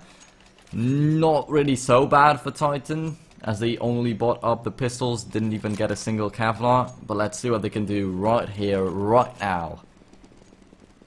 Kenny has 1-0-11. He has to step it up himself too. Yeah, it's not often you see Kenny with only one frag at this point in the game. Oh, good spray right there. Angel down to 86 points of health, but that still is no solid advantage. But that is Maniac with a headshot. Oh, there's someone coming in from behind. He still manages to turn around and get that frag. What a flick from Maniac. 2 on his account. And it's looking like a good plan from Titan. But it actually wasn't even a plan. It was Hellraisers who walked right into their crosshairs. Now Kucha, the guy who always got something more than the rest of the team, this time only manages to pick up 1 and then falls. Dosha once again steps it up, but down to 41 points of health and is alone in that side B. Jenner's actually going to go aggressive because he needs to find some information about what Titan are doing. If he goes down here, this should be an easy Titan round. Ooh, doesn't manage to pull the trigger quickly in time, so he drops to 40 points of health, about 40 points of health himself. And then Kenny S is going to drop to Dosha. Dosha, who else to win the clutch play if not him for Hellraisers today? Maniac up against Dosha, so Maniac, the guy that stepped it up this round with a flick shot, up against Dosha, who's stepping it up the whole night. Very surprising to see this movement from Doja because he should have seen that he dropped the bomb on Kenny, and I think Kenny made a pretty gross mistake by actually running with his back turned around after Maniac actually realizes that Doja's there. Yeah, but still take a look at that. He's coming in from behind. Maniac is going to get caught off guard. Actually manages to plant the bomb and is going to hide in the site. Is he expecting Dosha to come in from there? Very much seems like it. Oh, but the bomb, I think... Okay, it is planted for him. Alright, what a great one from Maniac. Manages to win it. Manages to hold Titan in the game. Yeah, so that becomes a very dangerous round because Kenny S watches it around and wants to back up towards B, even though Maniac has a duel going on with Doja. Instead of just pushing forward and working with his teammate. And then Doja kind of overthinks things, thinking that Maniac is going to go B. And the fact that he didn't spot the bomb being dropped on Kenny, I think that was a really big thing, actually. I think he could have been way more patient about how he played that. But it works out for Titan in the end. Maniac, capping off a really nice round with the 1v1 clutch. Yeah, definitely. Oh, Mao with an entry frag though, and he finds one more and is looking for even more existence falls. That's a triple kill with an AWP so quickly right at the beginning of the round to shatter Titan. Finally, Kenny S with an answer. That's the guy that didn't really find too many frags overall on this map. This time manages to get the only that Titan get up until now. There's RPK behind the sandbags, but Dosha had that angle covered. And now with a crossfire, Kenny S, what is he gonna do? Oh, he's not gonna do a thing. A great pop flash and a great peek from Angel. Yeah, just soul-crushing round from Hellraisers, and Titan being sent right back to an eco after winning a round. So that's kind of been the theme of this game so far. And yeah, they're definitely in full control over this game, and this should be 10-3 or 11-3. Yeah, it should, especially as RPK gets stabbed by one of his teammates, and that's not a thing that should very often happen when you need the rounds so badly. You said 5 to 6. 6 is now impossible. 5 also seems impossible as they are on an eco round. Well, it is a little bit of a force as they brought up the Kevlars. Actually, they use up all the money they have, so they might even not be able to scrap it up for a full buy in the last one. And there we go, bomb side B take is coming. What a great molly from Dosha after all. I think he missed it, but managed to deal so much damage to RPK by missing a nade. That's an entry. Kucha also finds one. Finally, Dosha falls. Existence also with a frag. The bomb gets picked up, and the T's still have a lot of space to work with. But yeah, as Maniac drops, Existence is down to 6 points of health. It's not looking so good anymore. But they still have the bomb. They can still freely rotate. Oh, but Adren with that beautiful headshot on Kenny S and Existence, the guy that was lowest on health, manages to stay alive as the last one. And he'll be looking for the bomb, he'll be looking for the plants, but he's just gonna go down to Adren. Let's take a look at the economical situation of Titan right now. No, that's not good at all. This is pretty much complete destruction from Hellraisers. Titan again having to have a pretty awful forced buy going into the last round. If your best hopes of things is getting 4 rounds on the T side of Overpass, you've not done a particularly good job up to that point. So things are just not looking great for Titan at all, and Hellraisers seem to be cruising to victory. Once again, the same as on Inferno, it will most probably go down to pistol round. If Titan manage to win it, they will hold themselves alive for a little bit of time. But winning the map might be out of reach at this stage. Angel misses all the shots, of course, as he was blinded by the flashbang. Still managed to put up a good fight, getting 2 people before going down. And it's a 4-on-3 in favor of Hellraisers, and Adren to drop the bomb finds Kenny S through the smoke. And Mao to cover the angle actually got the shot through the wood right there in the sight. 12-3. The same scoreline, the same halftime score as on Inferno. Yeah, and I don't see Titan getting that many rounds on their CT sides to bring it back either. I mean, I don't know what's wrong with Titan these days, but they're just not playing great CS. And definitely not. And for Hellraisers, getting such a huge confidence boost, it's looking very well for the upcoming best of 2. They have to play yet another match today still. Remember guys, after Hellraisers versus Titan, we have Hellraisers versus Penta at 9 PM CEST. And it's already closing in. So we might not have too long of a break. But let's see. This match is what is happening at the moment. So let's think about the upcoming one a little bit later. The second half begins. 12-3 in favor of Hellraisers. 1-0 in the best of 2 overall. Titan lost their own map of choice and now trying to claw their way back into victory, into at least a draw and a 1 point in the standings.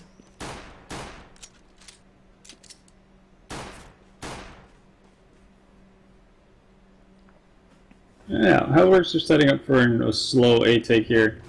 Look at Apex. Apex is already, even though Maniac goes down here, Apex is on the hunt from behind. Yeah, but still Kenny has got killed by Angel before Angel got killed by RPK, and Mao to come in with a headshot. Apex and Existence. Yeah, so there we go. Dosha to shot him down with a burst right into his face. And Existence, the last man standing now in a 1-on-4. What can you do at this stage? Of course, you're going to go for the fight as there's not too much to be saved. Actually, a Kevlar and a P250 might have saved at this stage, but he instead finds 1 frag and goes down. The pistol goes the way of Hellraisers, and it might already be over. Oh, no, this is definitely over. I see no way of Titan bringing this back. I mean, they had an okay setup for that round, even though Hellraisers are going pretty much with 5 people towards that A bomb site. They had Apex getting so much information by wrapping around.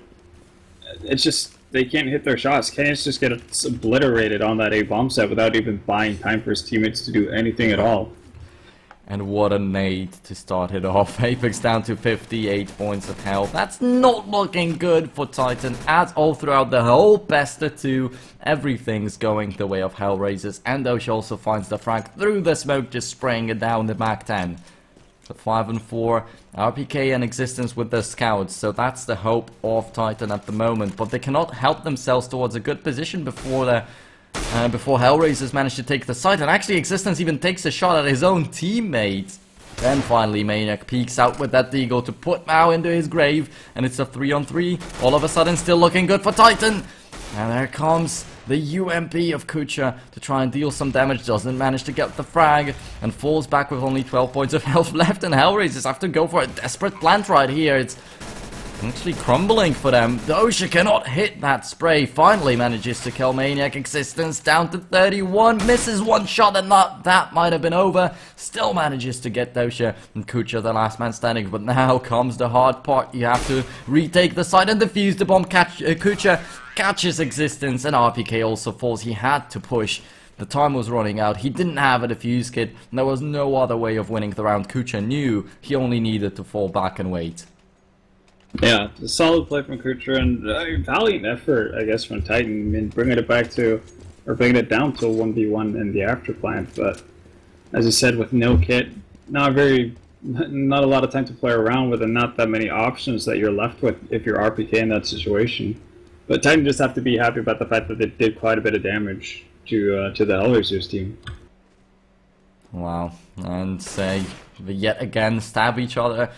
Kenny is down to 77 points of health. Apex drops right at the beginning of the round, so it might be, as you said, it might already be over. Existence hits a shot with the scout, at least deals some damage to Kucha.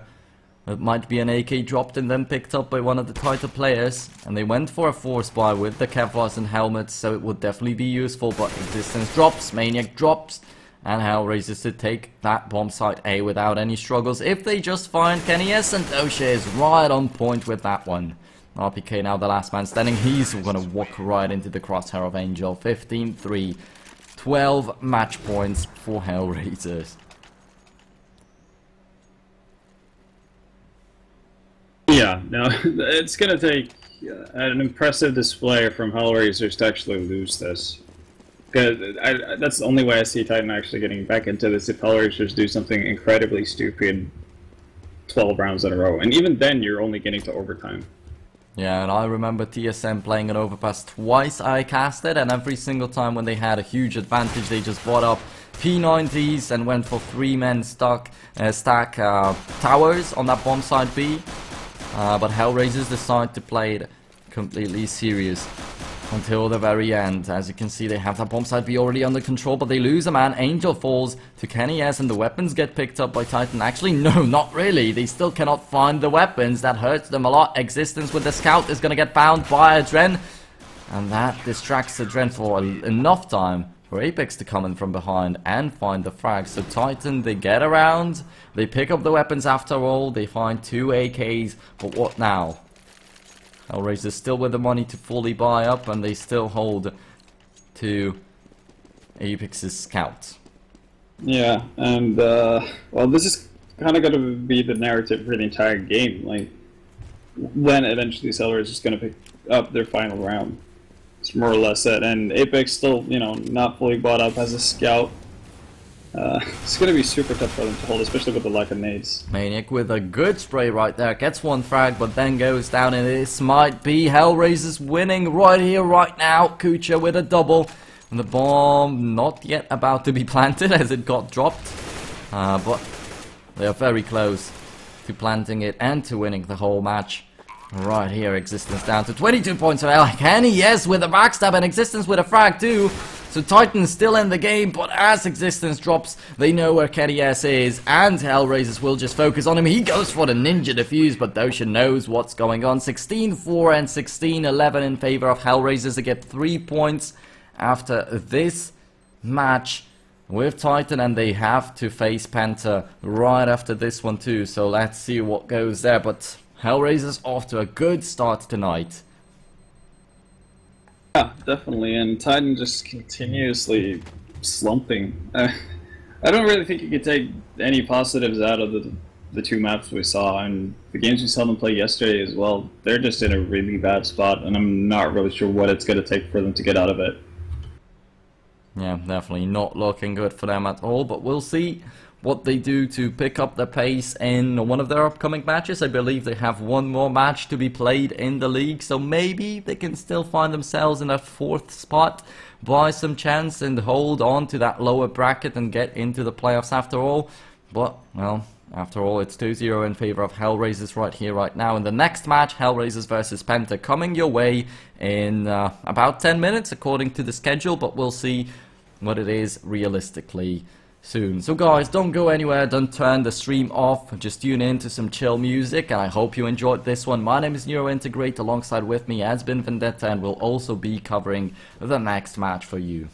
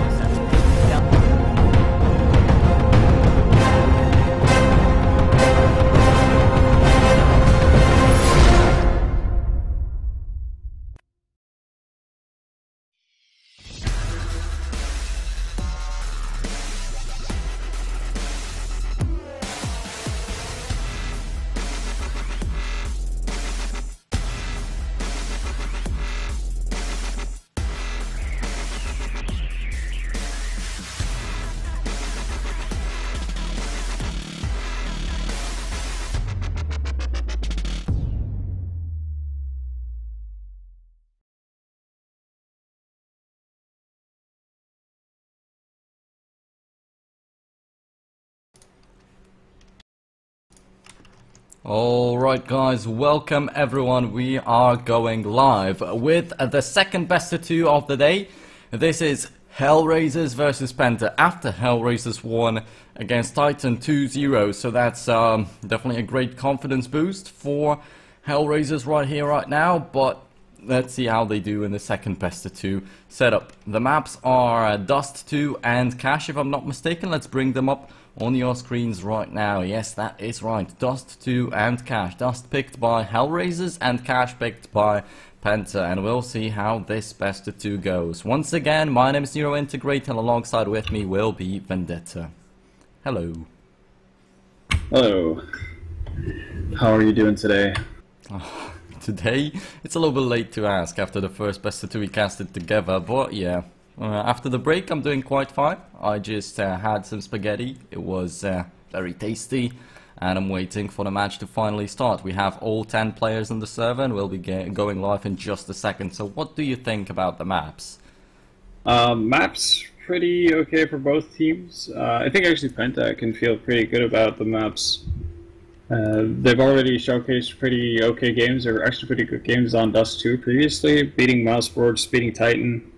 So they should feel pretty good about it. And both of those times, that was the other team picking Dust 2. So apparently they enjoy kind of being on other people's turf when it comes to this map. So that's a good sign for them.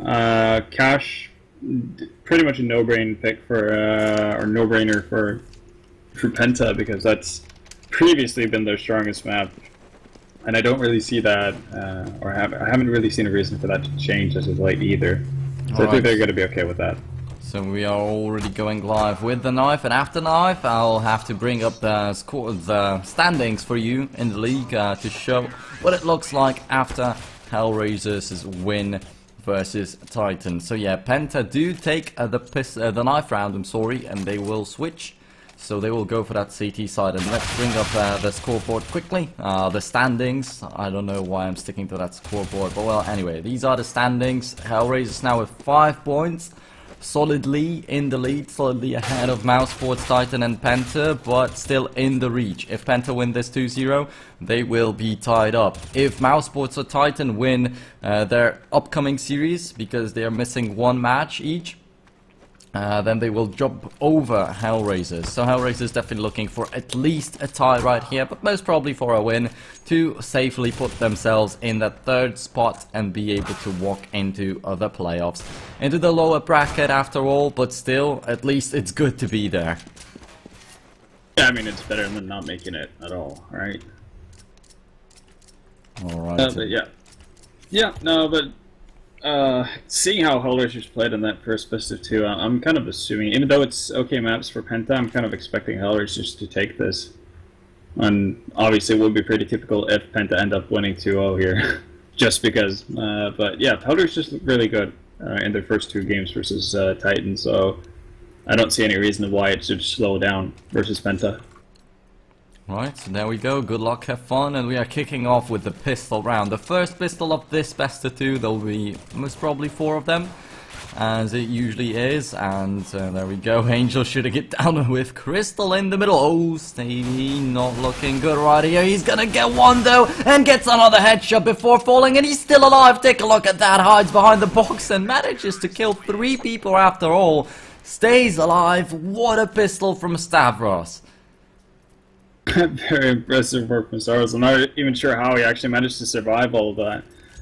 That's pretty crazy, but yeah, him staying alive, picking up those 3 frags makes it a pretty easy pistol round for Penta, and they're off to a great start already. And well, it's something that we didn't see at all really in the first best of 2 of the day. You know, Hellraisers is actually starting on the back foot, so maybe that's gonna affect them in a bad way.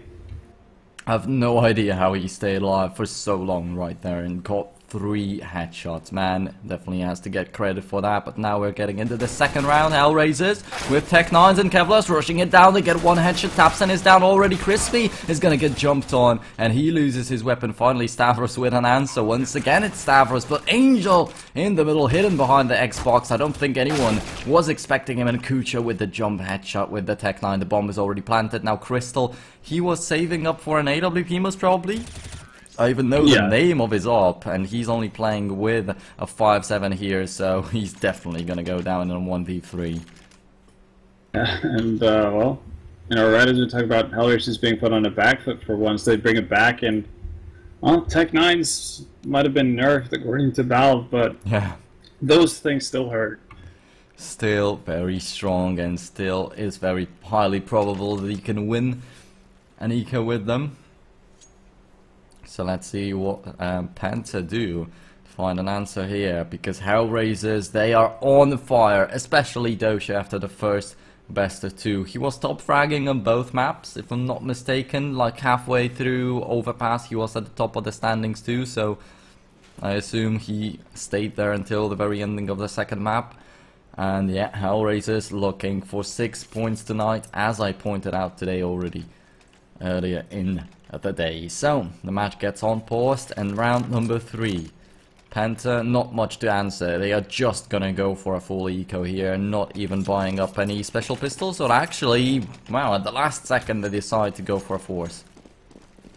Yeah, that's actually pretty weird, especially because Crystal is not buying up anything at all, and as he, you know, alluded to, the fact that he didn't buy up anything in particular in the anti-eco round is because he wants to get to that op as quickly as possible. But yeah, I would assume this still will be a double eco from Penta, simply because Crystal's not spending money, so they're most likely going to want to have him on the op.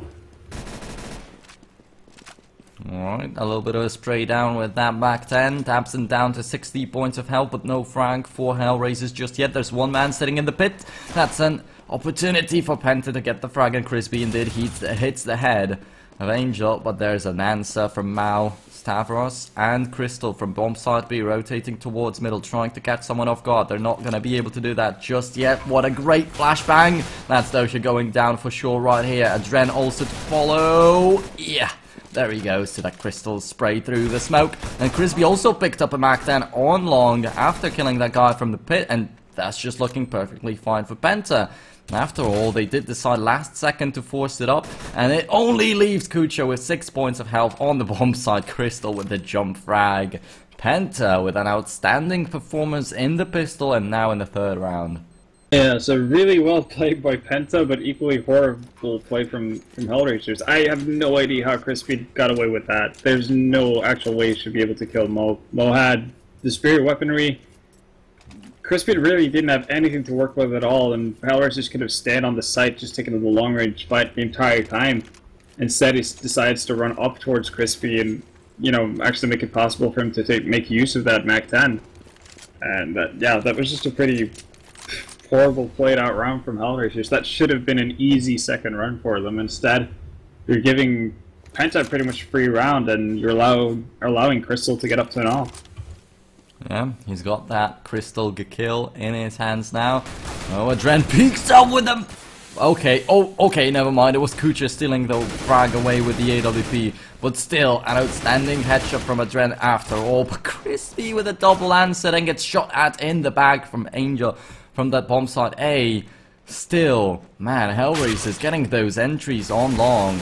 That's very scary. And after all, we scolded them for losing that round number 3. But in round number 4, they once again step it up. They bring it back. That off pick from Adrian at long, or I mean from Kucha at long. Wow. Really opened things up, and kind of surprised to see Penta try to challenge long that late into the rounds. But you know, they get punished for it, and now this should be an easy round for Hellraisers because now Penta have absolutely nothing to work with. Doja and Kucha once again 2 picks on long without any struggles. Kucha with yet another frag. Now Stavros to try and push up. Switches it up a little bit after his teammates on A collapse. He's not going for the middle, he's going for a push in the tunnels. He's not going to get anyone anyway, but gets a little bit of info. However, what can they do with that info? They only have Strux with a P250, no Kevlar, as Stavros now dies to Angel. A 1-on-5, he's in the CT spawn. That might surprise someone, but it still is not looking good for him at all. Doja finds the frag after all, and it's 3-2 in favor of Hellraisers. So they managed to string 2 rounds together, so it gets finally a little bit consistent. And now we're at, in the scenario that we should have been 2 rounds ago, where Penta actually having to do a double eco to get that off up on Crystal. So yeah, once again, this should be a fairly easy round for Hellraisers, unless they botch something severely. And I like the fact that they're peeking with both players at long, just playing it as safely as possible. Even though you're trying to, find openings on the map, you're doing it together. So even though one might go down, you still have the opportunity to get a trade frag. Alright, once again, Strux and Stavros, 2 last men standing. That standard duo now we can call it. Oh, that shot was close. However, Stavros manages to stay alive, but Adren already knows he'll be coming from the CT spawn. He already has that angle covered. So once again, the CTs are completely pinned. But ow! Oh, he's not gonna get backstabbed just yet. Strux just waits it out. Man, look at it! Why does he not get a knife kill? That would boost their economy a lot. Actually, he gets that frag, and he doesn't manage to kill that one guy on the side. It was Mao. Angel backstabbed him with an AWP from long, and Stavros in the middle of nowhere actually manages to get the frag with a nade. Oh, when Angel was throwing his own HE, Stavros cannot really go for a defuse right here because the bomb is planted for long, but manages to get the headshot. Angel drops, and Penta with a round, and I said Hellraisers managed to make it consistent, but Penta once again with a round win. That Strux with that timing, with that play from behind, did not pull the trigger. He spotted the first man. But still, I cannot get over the fact that he didn't get a knife kill right there. Would have gave them a lot of money. Oh yeah, but I mean, if you win the round instead, I think you're better off doing that. Oh yeah, of course. Getting the knife. No, that was just a massive play from Stavros. Absolutely, and I mean, you have to play it so cool because that's one of the situations where you're either going to look like a genius or just a complete idiot.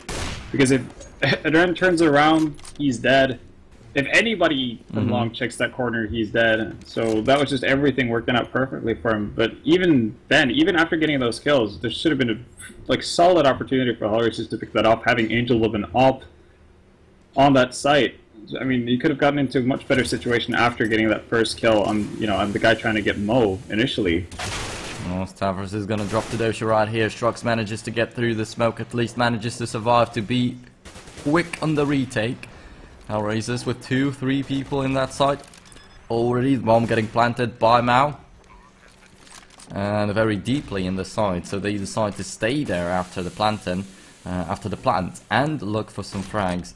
Dosha up close. Strux, is he expecting that? Wow, Crystal with a great frag. It's a 4-on-2, so usually retaking bomb site B is very hard, but in this setup, in a 4-on-1 with Dosha the last man standing, I don't think it will be too hard for Penta, and they manage to get around advantage 4-3, but Dosha, how much damage can he deal from now on? He can kill Crispy, and that's it. Yeah, so yeah, Penta do get consecutive rounds, and Hellraisers got actually pretty close to getting, you know, a round back once again, and subsequently sending Penta back to New Eco. So Penta pretty fortunate to actually be in the position they are now, but seeing how Hellraisers were able to save one weapon, get a bomb down, still have money enough to buy out. Okay, so there we go. Crystal yet again with that AWP, and he's been able to step it up in the previous round with 2 frags. Let's see what he has to show this time. Strux and Stavros on that bomb side B, the standard duo we already called, and they are the guys that step it up mostly in the lineup. Actually, Strux only 2 frags. Had that one flashy play on long, but other than that, does not get too many frags. But I guess it's Stavros stealing everything away from him on that bomb side B. Yeah, Hellraisers now just trying to feel their way forward here, not really committing to anything at all. And from the looks of it, they just want to set up for a standard catwalk execute here towards the bomb site. And we saw Titan try to do this several times yesterday, and it did not work out because Crispy and Crystal was doing an excellent job of holding him back. Alright, so there we go. Crystal with a perfect spot right there to skip the smoke, but didn't manage to land the shot, and this time the AWP didn't work out. Angel also manages to survive that headshot from Crispy, down to 8 points of health. Finally, Stavros sprays him down through the smoke, but it still is a 4-on-3 in favor of Hellraisers, and they have that bomb site already taken. But Tabson to come in from long. Ow, didn't get hit in the head. That was his chance, but still manages to get that frag. Wow, Mao with the AWP didn't manage to out-aim Tapson. That's surprising. Strux, the last man standing now, cannot really win. A 1-on-3 situation. 3 people looking at him from catwalk. 3 people from one angle, but 3 different spots. Yeah, and the 2 things that went so well for Penta yesterday versus Titan, whenever they would try to do a catwalk execute like that, just didn't work at all. Crystal getting instantly picked off, and same thing with Crispy or Angel. It's just very, very impressive picking play from Hellraisers, and the fact that they're also throwing down smokes that forces Crystal's hand to the point where he has to move about and change his position. That's also just very well done and very well thought out by Hellraisers. Alright, so there we go. A solid advantage at the start of the round for Hellraisers, and especially as they find this frag on Crystal. Stavros is also down to 35 points of health, and that's the top fragger from Penta, so he's almost eliminated of the fight already. But Tapson walks in with 2 frags. No one really managed to deal any damage to him. Finally, Kucha to shut him down. That still is a 3-on-3, so Hellraisers still not out of the game, and they actually still have an advantage. They will plant the bomb, and everyone in the lineup of Penta is low on health. 33, 35, and now Crispy goes down. Strux to come in with that UMP from Catwalk, but he gets smoked off, still taps, and gets the headshot on Angel. What an awesome shot. But still, will it win them the round? They have, oh, now that AWP helps massively. There's a FAMAS in the hands of Stavros. Stavros with a headshot, but has to win the fight against Kucha to win the whole round. And it won't be easy, as Kucha has 100% of health up against only 2. And Stavros just goes for the frag. Does not have the type to defuse, even if he gets it and turns around. That's another round for Hellraisers. So, yeah, just goes back and forth, 4-3 in favor of Penta after being down 2-3. And now it's 5-4 in favor of Hellraisers. Yeah, Hellraisers have an opportunity to extend their lead here. And it's largely due to Doja and Kucher, the way they've been playing. Doja especially. he's just been on fire all day. He was excellent versus Titan on both maps, and he doesn't seem to be slowing down at all. There we go. Dosha with 2 frags. Well, up against pistols, it's much easier, but still did not really struggle with that at all. The bomb site is already taken, but the bomb is still pretty far away. Now has to catch up, and Crispy picks up an AK but gets backstabbed by Kucha, so he cannot really work anything out, even though he had that rifle in his hands. And now the rest of the team to follow to try and scavenge this one rifle, but Kucha with a solid play, with a solid triple kill. Yeah, so the 2 guys leading the charge for Hellraisers just continuing their domination going into that eco round, and well, I think it was only 1 casualty for Hellraisers as well, so they're doing a good job of building up a bit of money here. And the best thing for them probably is the fact that they're not playing an op right now. Crystal can't afford to actually buy up with an op, and Penta are kind of forced to buy because they need more rounds on their CT side. And it's the first time we see 2 rounds discrepancy in this match. So let's see if Hellraisers can keep it up, or is Penta going to try to bring it back? Of course they are going to try, but the thing is, will they be able to bring it back? Not a single man with helmet in the lineup of Penta, so you can see they don't have a lot of money. 150 is the most they have. On 3 people there's 100 and then 0. Yeah, and again, Hellraisers just taking their time, and their main focus seems to be towards the A site, really, and well, it's been working out pretty nicely so far. So you can't really fault them at Adren. Picking up that entry frag onto Crystal, and Crystal has had to change up his position because of how Hellraisers have been executing those catwalk pushes. It was still quite an extended fight. This time the frag goes the way of Adren a little bit quicker, and it's a 5-on-2. 3 frags without losing a single man, and Strux and Stavros once again in a retake scenario. But this time, 2 up against the whole lineup, and Mao loses, well, hits the shot, and Stavros loses his life. Always messed that up. And Dosha with a headshot. That's 7-4 in favor of Hellraisers, so they will keep it up and get even bigger advantage. And Penta on top of that, they are forced into an eco now.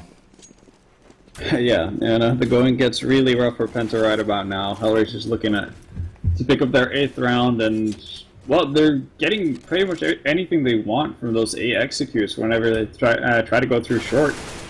So I don't see any real reason for them to change that up, and it's on Penta to actually make an adjustment for them to stop that. But I think they need an op on Crystal to actually do so.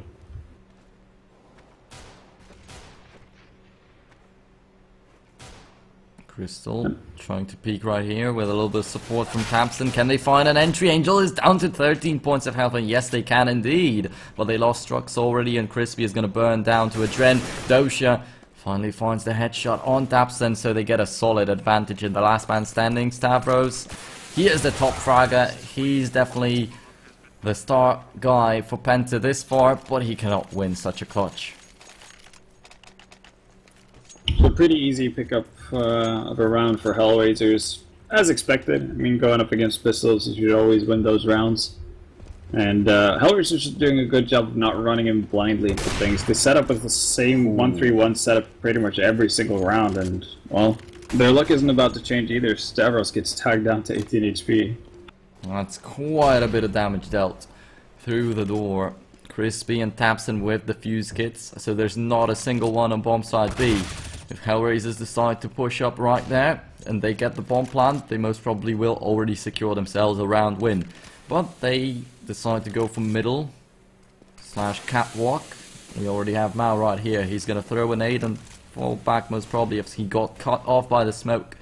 But yeah, Stavros down to 18 points of health. They don't have a defuse kit on that bomb side B, so it would be extremely hard for Penta to hold that site. But unfortunately, Hellraisers, they don't have any such info, and they will stick to that bomb site A. Still not looking like it will be very hard for them to take it. Oh, however, Tapson and Crystal with frags, and a flawless round for Penta after all. Wow. With so many difficulties they had, now they managed to get a flawless round. That's surprising. Hellraisers did the same setup as they did in a previous round. Well, actually their first catwalk execute. with having those two smokes of mid to block off. The only issue is the fact that in the previous round you had Angel walking out mid and taking out whoever played the middle slash CT spawn area for Penta.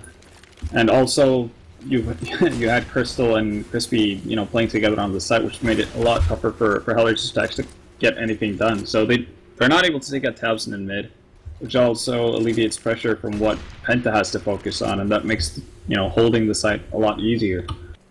Strux down in the middle, gets tagged by a nade, doesn't lose too much health, and it looked very dangerous right there. Oh, Dosha with that frag, and Tabson, oh, but he was thinking that it might have been Strux actually, so that opens up a window of opportunity for this guy to get a frag with an op.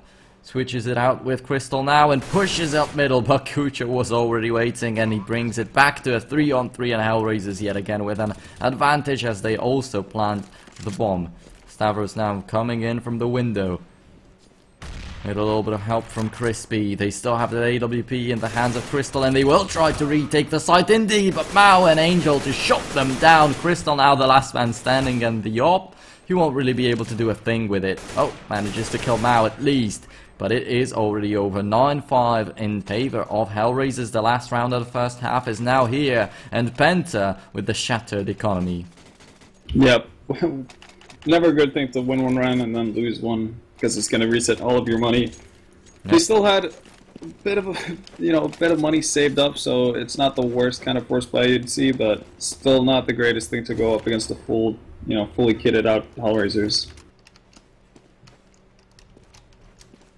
There we go, Kucho is gonna tag by that nade, but Tabson didn't manage to pull out his weapon in time, and Adren with an aggressive push in the middle. Actually, he was pushed up right there very quickly in the round, so no one was really expecting it to come out just yet. Stavros finally with an answer, but in a 1-on-2 then, has no chances of staying alive and getting a frag to top it off. It's a 3-on-2, however, no bomb planted for the T's just yet. Still a retake scenario for Penta. 2v3 on bomb side B of Dust 2. That's nearly impossible. Well, Crystal gonna get burnt down a little bit. Then there goes a nade to tag him up even further. Angel with a backstab manages to only secure one frag, so he definitely expected a little bit more from that. Crispy to try and enter. Only 14 points of health left. Oh, luckily that molly gets extinguished by the smoke immediately. And Adren to go down. Mao with an AWP or a Tech 9, but the bomb is ticking down and he has no time left. Crispy has to fail. 10-5 in favor of Hellraisers, and Mao still manages to kill him before the explosion.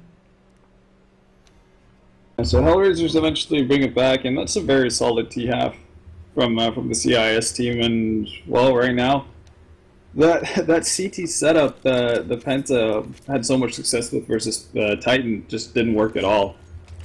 And well, I think at least 2 of the rounds that they picked up was kind of botched rounds from Hellraisers as well. So this could have been a lot worse in terms of the score after the first half. Right now, Penta just need to pick up a pistol round, get an economy going so they can get an op-up on Crystal and work it from there. Alright, Stavros to come in with a huge headshot. Angel loses his life right away. And there's 2 more people on catwalk, but I don't think Stavros is just yet aware of them. Mao finally finds a headshot on Crystal, and now surely Penta know that someone is up there, but Mao still finds yet another frag without going down. Kucha to finally fail, but he only had 2 points of health, so that doesn't really matter. He was already dead. It's still 1-on-2, still in favor of Penta. They have the bomb planted, but Adren stands a chance. He has a smoke, has a P250, has some ammo in the clip. So let's see what he goes for. He jumps down, and that's Crispy with a backstab. 10-6, Penta managed to take the pistol round. So they will be trying to even the score out. Yeah, so Penta picked up both pistols this time around, but we saw what happened in their Taiko on the CT side. They just lost that pretty convincingly, actually, to Hellraisers. And Hellraisers, well, they decided to force buy up as well, so not quite out of the woods yet for Penta, but they still should be able to pick up this round. And I'm actually kind of surprised by the fact that Crystal opts to go for, just the Glock and armor with nades instead of actually buying up, seeing how they lost that previous anti-eco round in the first half when he did the same thing. Alright, so there we go. A Glock in the hands of Crystal. That might hurt them. Now hits the shot with the scout. So Tabson is down to 48 points of health already. But that's not too much damage dealt. As for a scout shot, Strux falls to Adren. We didn't actually get to see it. Stavros now comes in with a headshot on Angel, 1 for 1. And it this time favors Hellraisers. But now a Crispy with a backstab. Staff down to 14 points of health. Crispy now falls. It's not looking good for Penta. But in numbers, it is okay. Not yet, though. Not anymore, though. I'm sorry. And Stavros to go down. Adren with a triple kill to top it off. Beautifully played. And, yeah, a quad kill overall in the round. Hellraisers bring a round back. So, once again, the story gets repeated. So, let's see if Penta can take the round right now. Right here, right now. I think they will try to repeat what they did previously once again, too. No? Wow, they don't buy the Cavaliers. Oh yeah, they're not really in a position where they can play around too much with their economy, which is unfortunate for them. And well, ooh, this is super aggressive from Angel. He actually manages to start things off on Struxy, but if he gets caught out there, then that's kind of just a freebie given to Penta that you don't want to allow them to have. Nice headshot from Tapson to at least get one, but still, Angel pushes up even further, gets another frag with the MP9, and now that leaves only Crystal alive, and he's gonna go down to a nade. Beautifully played by Hellraisers. They lost 2 people, okay, but they did what they could, and Angel definitely surprised. Yeah, and well, Penta gonna opt to actually buy up here, trying to catch Hellraisers off guard. Not the best of buys. You can see P250 on Stavros, 2 Galils as well, and not that many nades either. So this quick B push has to work out nicely for him, but Angel just instantly shuts them down. An insane shot to top it off. There was 3 people out there, and he managed to take one out and fall back without any big damage taken, down to 67 points of health, but that does not endanger him by any means.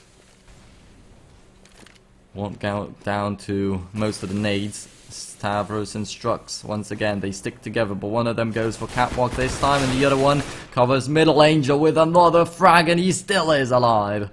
Tabson, Strux, and Crystal, 3 last men standing from the lineup of Penta. Tabson covering long, so there's only 2 guys right here on Catwalk. If one of them drops to Mao, it's already over, but actually Crystal with 2 frags manages to take that site single-handedly. Angel now to come in with a backstab. There's still this one guy covering long. Tabson staying there for so long, and finally he manages, no, not really, doesn't manage to kill Adren, leaves him on 10 points of health and goes down himself. Still, Penta, in my eyes, they have an advantage right here. Actually, Doshin, Adren with 2 consecutive frags, and there we go, the bomb will get defused, but Penta, had they held the angles a little bit more tightly, they had an advantage, definitely. Yeah, no, they were in a favorable position, just having the afterplant positions going into that and having the smoke down as well. I think that Tabson definitely should have picked up that frag onto Adren, and that would have sealed the round for Penta, but you know, Adren eventually brings it back with 2 kills of his own in that retake and having Doja support him out from long. And now, well, Penta to get the bomb down so they can buy up, but it's, you know, it's similar kind of buy to what they had in the previous round, which is not the strongest kind of weaponry you can have. Or want, for that matter, in a situation like this. Because if they lose this one without getting a bomb plant down, it's going to be, you know, pretty much map point for Hellraisers. Yep, definitely. Let's see. 3 Galils, and one of them gets a frag. Angel drops. They might have exchanged the weapon, but they're not going to go for such a bold move. They don't want to give up the advantage they earned just a second ago, and Crispy with a headshot. Yet another frag for the Galils. Penta trying to not get smashed, and Kucha, though, smites them completely, and it's a 3-on-3. Penta might hit really good timing here, though, as Adren and Kucha are both back out of the B bomb site. Yeah. And Adren might get caught out here. Oh, he jumps up, spots them, and does not peek this time. The smoke comes out from Stavros, but that enables Adren to get their frag, and Strux. Stavros tries to fall back, but there's no going back anymore. Crispy comes in with the bomb, and they have to take that site. Kucha kills one, then goes down, but Adren is there to finish the round off 14-6, and as you said, it might as well be match point And for me, it might as well be map win for Hellraisers right here. Because Penta are forcing it up. Well, they have to, because obviously you don't want to play up for a draw, but you can look at their buy, it's not really that impressive. Crystal with a, glass cannon AK, which is not two words you want to hear combined, and other than that, Khalil with armor and pistols. Oh, good flashbangs to come out, actually. They have a chance at taking a lot of frags in that long, but they instead just get picked off one after another. There's two people behind the blue, and Hellraisers know about it. Strux, the last man standing right there now. Tabson also with a P250 still alive, but somewhere else on the map. He already took that bomb site. A single-handedly picks up the weapon, and Benta's still alive. That's a 2-on-2. Strux covered off by the smokes. Oh, but a Trent comes in from behind. He sees the shadow and manages to pull the trigger quickly enough. Penta take a round right here, and we said it was not too good of a buy, but they managed to get the frags, pick up the weapons, and most importantly, Tapson with a backstab frag on bomb site A. Yeah, but again, that's a round that Hellraisers should win. Like 10 out of 10 times they should win that round, especially getting those early frags at long. It shouldn't be even a remote problem for them to do anything about it, but they botched it up, and I guess credit to the two remaining members, Struxy and Tabson for making or taking advantage of the mistakes that Hellraisers make, but that never should have been a Penta round. Yep. However it was, and they're still alive in the matchup. Hellraiser's so close to winning it. That's 14-7. But Penta, well, getting a lot more than Titan, at least, we can say that. Putting up a better performance. They did not really lose hands down in the first half. It was very evened out. Crystal now to come in with a lot of damage, and Adren did not actually secure the frag, but there comes an aid, and that has to be it. The touchdown is real. Mao, though, the only one playing with the weapon for Hellraisers. He's the most important guy, and he's already down to 28 points of health. Yeah, Penta just taking their sweet time, not willing to run into a brick wall of Hellraisers members stacked up towards one side. So this is a safe approach for them. Eventually going out towards long, where you're going to have the most advantage with rifles against pistols. But well, Hellraisers have made the right rotation, so they're going to be 4 people at this bomb site. Yeah, Mao with 1 frag, but Angel and Dosha fall, so that leaves him pretty much alone right here. Kucha cut off by the smoke. Mao still manages to secure so many frags, down to 10 points of health, but he's still alive and still might be kicking. Actually, Crystal puts him out of his misery, and Kucha still alive. Crispy only 14 points of health left. 1 shot from the 5-7 will be able to seal the deal, and Kucha trying to fish for the info, but Crispy gets him.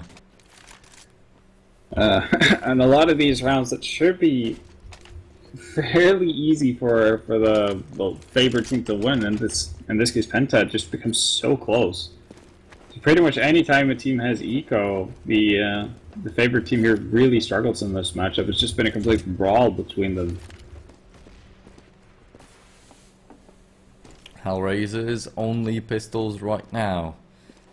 Still willing to do as much economical damage as possible. As you can see, Dosha pushes out in long, but doesn't manage to get a frag on Crispy. Only deals 25 points of damage, but Crispy falls to Kucha.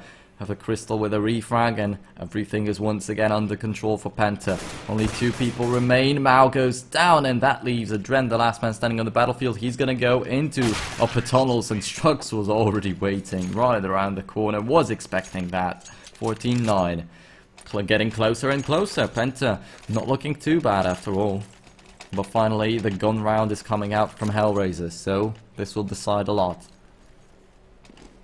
Yeah, no, luckily for Penta, they're in a situation where they can still lose a round and have the money to buy up, even if Hellraisers reaches match points. So that's something, and they have been making a lot of work with, limited money so far, and that's pretty much what kept them in the game. Now that they have an op on Crystal, he's going to be able to go to work with that, and already he's picked up an entry frag.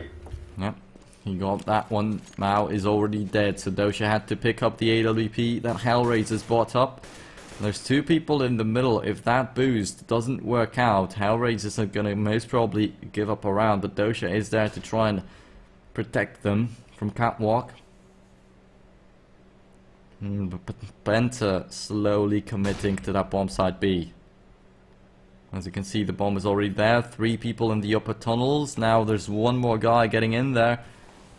And one more man covering the middle to not let anyone flank them. That's Tabson. He's gonna find the boost. And they all hear him. That's the pre-fire coming out of Angel. The right assumption was made, and it is a 4-on-4 now. But Hellraisers, they only have one man in that bomb site. However, Dren still finds a frag before going down, so makes it a little bit better. Crystal down to 9 points of health. That's the AWP, very low on health from Penta, and I think Angel spotted him. The bomb gets dropped and Strux walks into the door, and that forces Crystal to jump down and pick it up. And he pays for it with his life, 15-9. So as we said, that round will decide a lot, and that actually puts Hellraisers on a match point.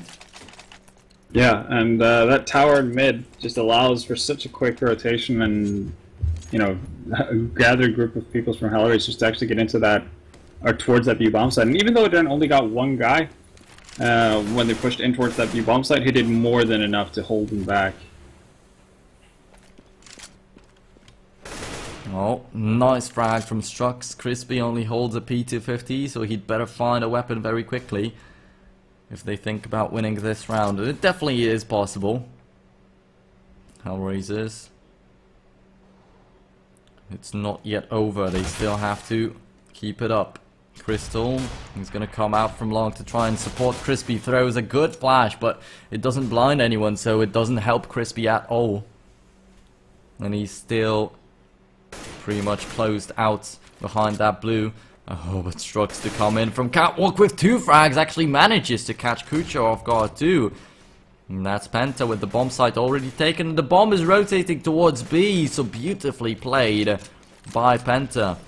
Hellraisers, they won't know a single thing about it. Actually, as Dosha secures the frag on Strux, pushes out at the right moment and earns a lot of info for the team. That was extremely valuable. And Stavros is down to 10 points of health.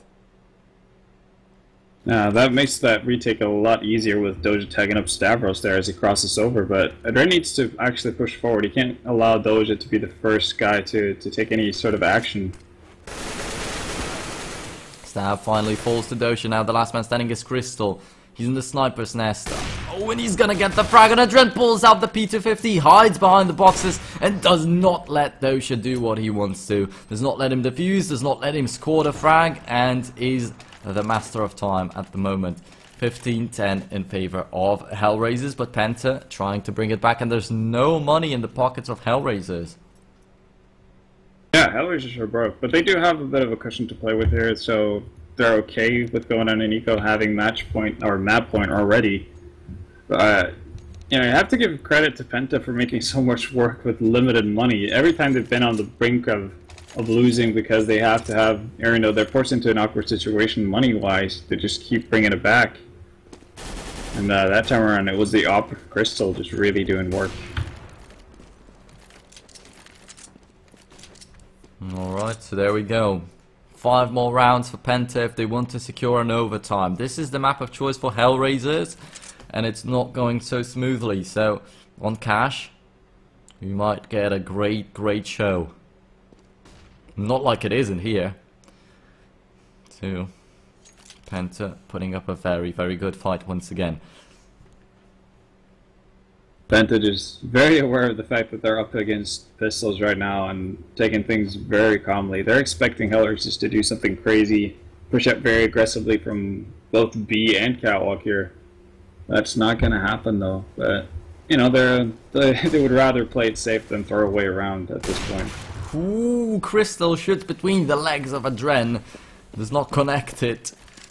Was an opportunity to get an entry frag, and up against the pistols that would let the stress out a little bit. A Dren now rotates towards B, so he'll not be a danger in the middle anymore. He's still holding that deagle, so it can be a big thing. Now, but the bomb site A will get taken without any struggles. And Crispy finds the frag and Dosha, but actually, no one is doing anything for Hellraisers. So, is it once again happening? Okay. Yeah, they just drop out of the game. That's the thing. Once again, when I watch Hellraisers match, everyone just freezes out, and I don't know what's going on. Probably some internet issues on Hellraisers, and hopefully it's not going to be too big of an issue, and they'll be able to get back into the game. So it's Mo and Kucher are the ones to drop, but you know, crossing fingers that it's just a temporary problem. Yeah, definitely. But anyway, it has to be a pause. So let's see how long it will take for Hellraisers. Yeah, iNet lags. We assumed that already. Pentasports with yet another round. Okay, it was an eco for Hellraisers, so they shouldn't complain too much about losing this round unfairly. No, they were definitely expecting to lose that round. Or I mean, they shouldn't be expecting to win it. I guess is a better way of putting it, with only pistols to work with. But I'm curious to see whether or not they're going to force up or go for another eco, because as you can see, Angel, he doesn't really have that much money to work with. He's only at 3.6, and even though Adren and Doja are able to buy up, I think they would be better off just having another eco, because they do have the rounds to play around with. Alright, so we cannot see a full scoreboard. Oh, there we go. Angel and the coach of Hellraisers also drop out. Adren with 105 ping. Yeah, so I wanted to talk about the score line, and now it has no relevance. But I think Doja is still top fragging for the team, after all. Crystal now the top fragger for Pentasports. Stavros definitely looked great at the very beginning of the map, but then Crystal picked it up a little bit with the AWP, usually gets some nice entries. Yeah, Crystal has definitely stepped it up in the later stages of the game, and I'm pretty sure it's Doja top fragging together with Kucher for Hellraisers. I think they're pretty neck and neck, but it's kind of hard to tell with 3 people from Hellraisers being gone. And I'm not really sure where they're playing from, because I know that sometimes they do play from the Cyber Arena in Kiev. Yeah. But I would assume that if that was the case, then you know, Doja and Adren would be there as well, and they would also have internet issues. But they have very uneven ping. Adren seems to have his Kazakhstani ping, which is, you know, normally 100 plus. But yeah, remains to be seen.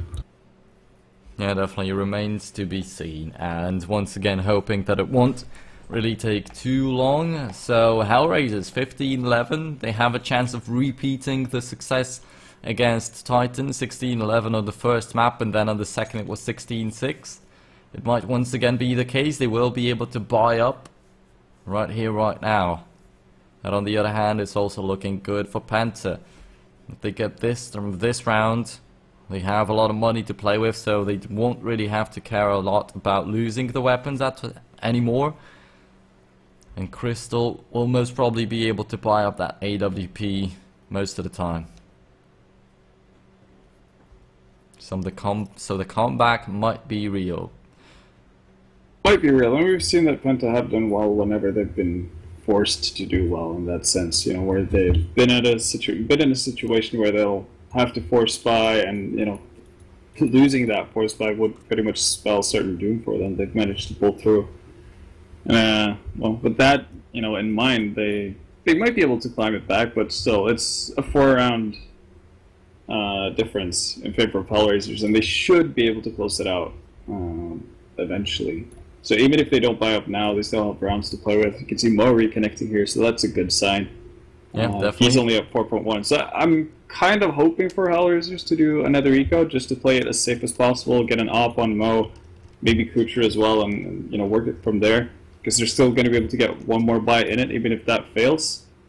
And yeah, looking at the money from Kucher's side, they're definitely going to have to eco here, because he's at 1400. No, that's not too good of a sign. So actually, Doja is not the top fragger.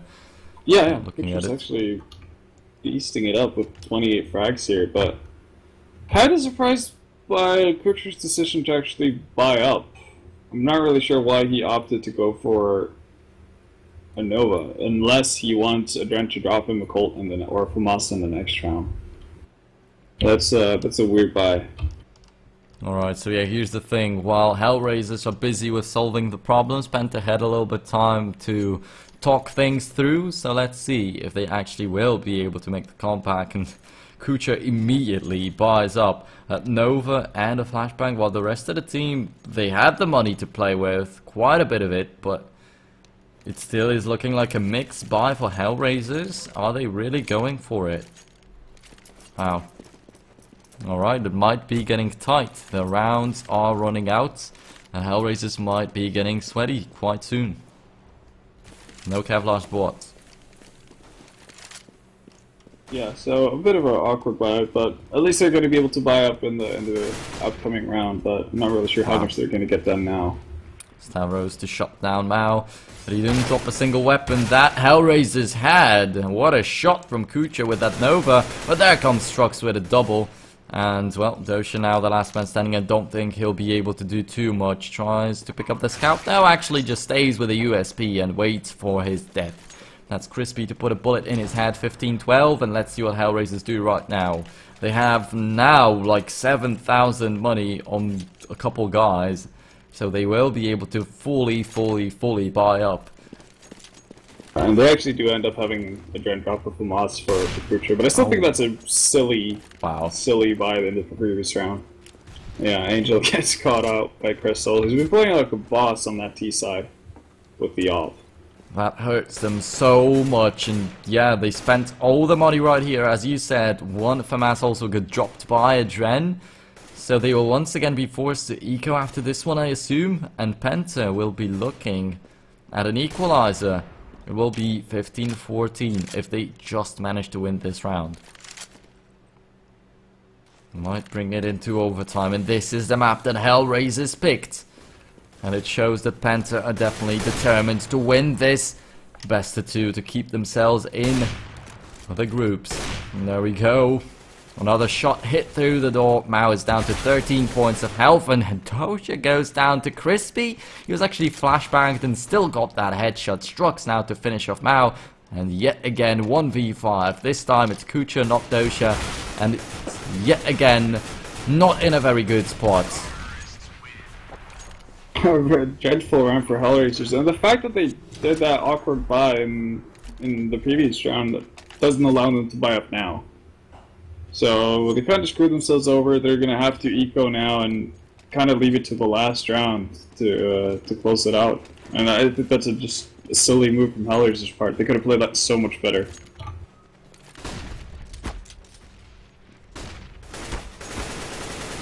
So with one, he's looking for more, actually gets dinked. And was a chance for Hellraisers to deal a tiny bit of economical damage to Penta. Everything. They could use anything at the moment. But yeah, now down to Dosha and Adren with P250s only. But Strux and Stavros, they have 12 points of health combined. So, still a good opportunity for Hellraisers of taking the frags. Wow. A headshot from Tabson only leaves Dosha, but he's right inside the smoke. Crispy actually pulls the trigger. Makes the right assumption. 15-14. And yeah, the final round is here. What are Hellraisers gonna do? Can they win it, or will it be the overtime? Without the last couple of rounds have progressed, it was really looking like overtime. That they've just been controlling their T side very well, and Hellraisers seem kind of lost. They do have an open mouse, so that's an added bonus. Adren getting tagged down to 36 HP though, through the door, that's not where you want to be. Alright, so Crystal doesn't really know what weapon he wants to pick. And the T-spawn, after all, decides to go for the AWP. And we also have it up in the hands of Mao. The Dren is down to 36 points of health, so Hellraisers slowly crumbling. They hold on to the nades though, so they will be able to stop the pushes from happening. Penta. For quite a bit once of time. again, yeah, they're just sitting around playing it patiently. They don't want to give away anything for free.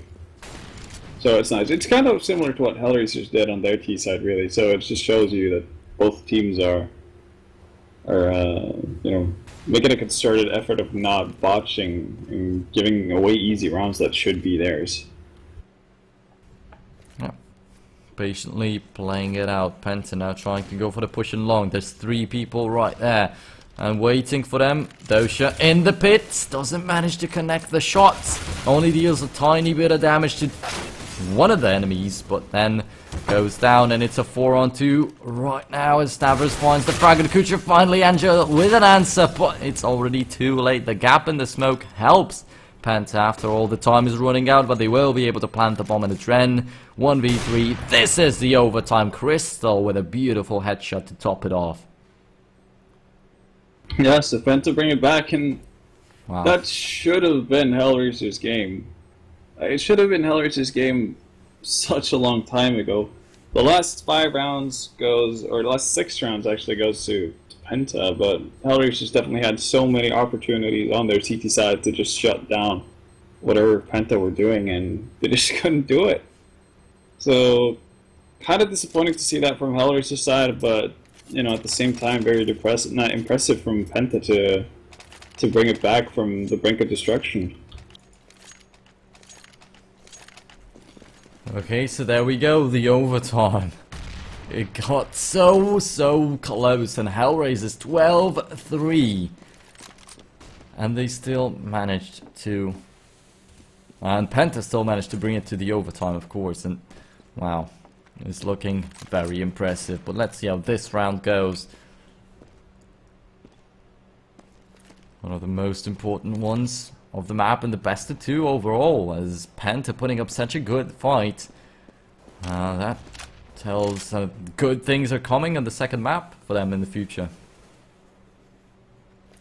Yeah, them putting up with such a good performance on Dust 2 bodes really well for them going into Cache. Regardless, even if they lose this map now, I mean, Cache should be a stronger map for them than Dust 2.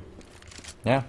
That's a really good sign. And, well, I mean, it kind of goes to show that Penta on Dust 2 are not a team to be toyed with. I mean, they've shown it versus Mouse, they've shown it versus Titan, and this time it's Hellraisers who are getting a lesson in how to play Dust 2.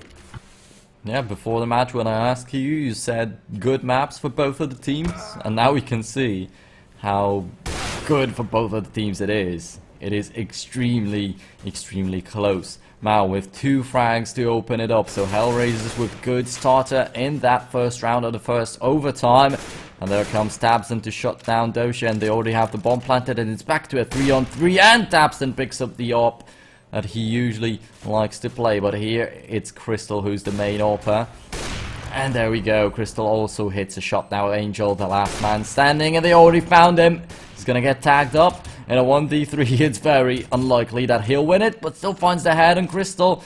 The time is running out, and he has to kill 2 people on long. Actually, kills Tabson, tags up Crispy, but the time is running out, and he doesn't have a defuse kit. It is over. 16-15 in favor of Penta. Man, these guys put up a great fight right here.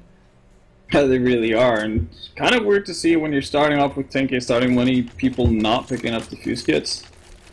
I mean, maybe Angel is playing too much matchmaking and doesn't really realize the fact that, you know, bomb timer is 35 seconds. That's a bit of a unnecessary mistake from Hellraisers. I don't think it would have mattered all too much in that round anyway, but still, like this time around as well, only 2 defuse kits picked up by Hellraisers, even though Doja and Angel can both afford it. Yeah, previously they had 3, this time they have 2. And if they lose this round, the money will be slowly running out. Most probably someone will be forcing it up. There's some FAMAS, maybe even with a pistol. So Hellraisers desperately trying to win this round. Yeah, and Crystal has been doing such a good job of tagging people crossing over for Hellraisers. I'm surprised they just haven't dedicated the smoke to just smoke that double doors area off at this point, because it seems like everyone just tries to cross over to that B bomb site, ends up losing, you know, over half of their health before they even get to the bomb site, and that's not something you want. So I think it's worthwhile going for that smoke, because Crystal clearly is able to spot through, you know, spot the models through that grenade smoke. Alright, so the catwalk push is coming. The A push is coming from Penta. Overall, there's 2 people on long, but Dosha with 1 frag looking for the second one. Crystal instructs now to shut everything down, to shut down all their efforts. Kucha comes out of the CT spawn to drop the bomb. That actually is a great one. The Crystal comes in from behind, actually with only a Glock in his hand, still manages to win the fight, and Stavros to kill Angel, and then Stavros second time to finish the round off. 17-15, and Hellraisers shattered 2300, 1900. Only Dosha actually has the money to play with, and he'll buy up an M4 and a Kevlar. Yeah, no, this is what happens with MR3 and 10k money. If you lose that first round of CT, you're pretty botched for money, pretty much regardless of how it goes in the following rounds. And well, you're seeing the result of it right now, and Penta are just mowing their way forward at long. Well, Dosha plays it out very patiently. However, Stavros spots him. Oh, he will be able to get the frag and taps in anyway. That's well played, but they still crumble. Angel now, the last man standing, is cornered by Strux, peeking at him from the T-spawn, and there was 2 people taking that bomb site A on the other hand, so he could not stay at any spot for longer than 1 second. 18-15 in favor of Penta, just 1 more round, and they will take Hellraiser's map of choice, and Hellraisers, they were definitely looking for 6 points tonight, and instead they might only get 3 because Penta, so strong. Yeah, Penta set everything up for themselves to have a really good time now going into cash. They could actually steal away their second map of the night. And obviously Hellraisers shouldn't be feeling good about that going into cash. Yeah, definitely. Crystal with the AWP Mao the same. So let's see if they'll meet up. If any one of them will be able to get a pick, an initial pick. No one really hit a shot in the middle at first.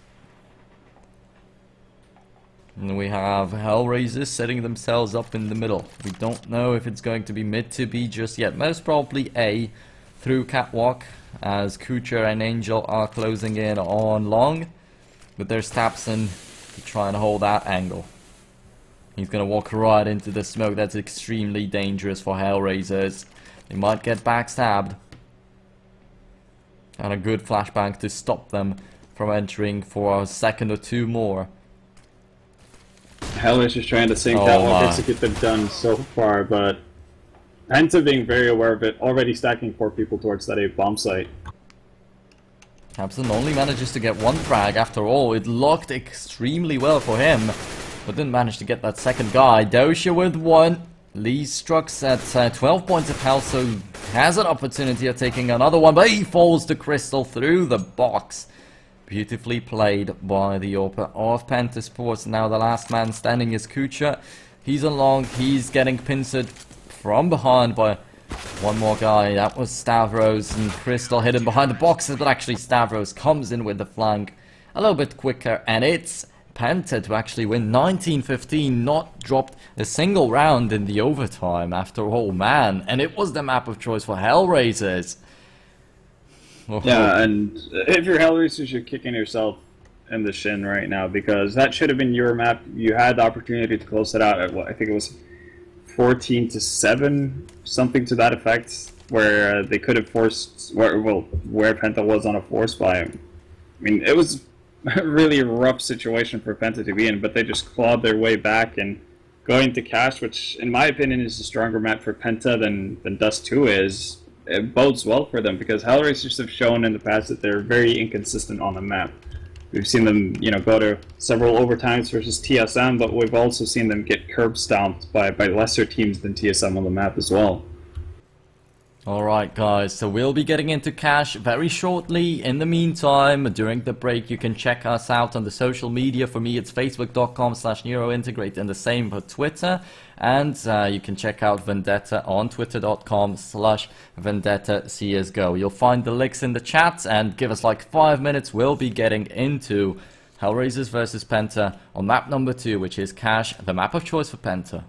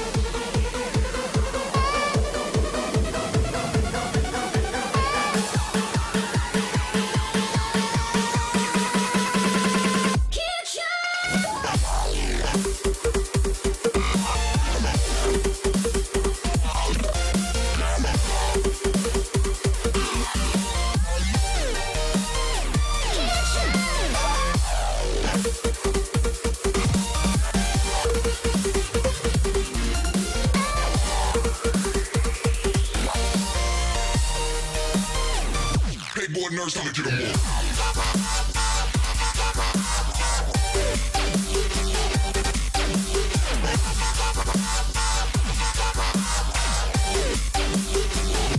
Living life for the next drop.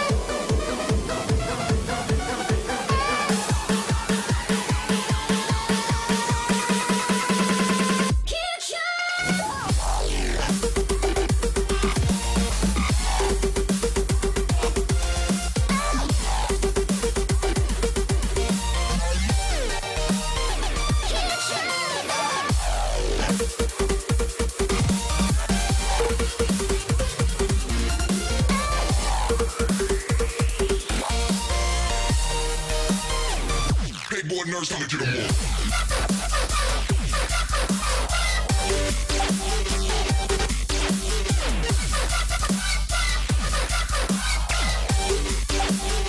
on. Living life for the next drop.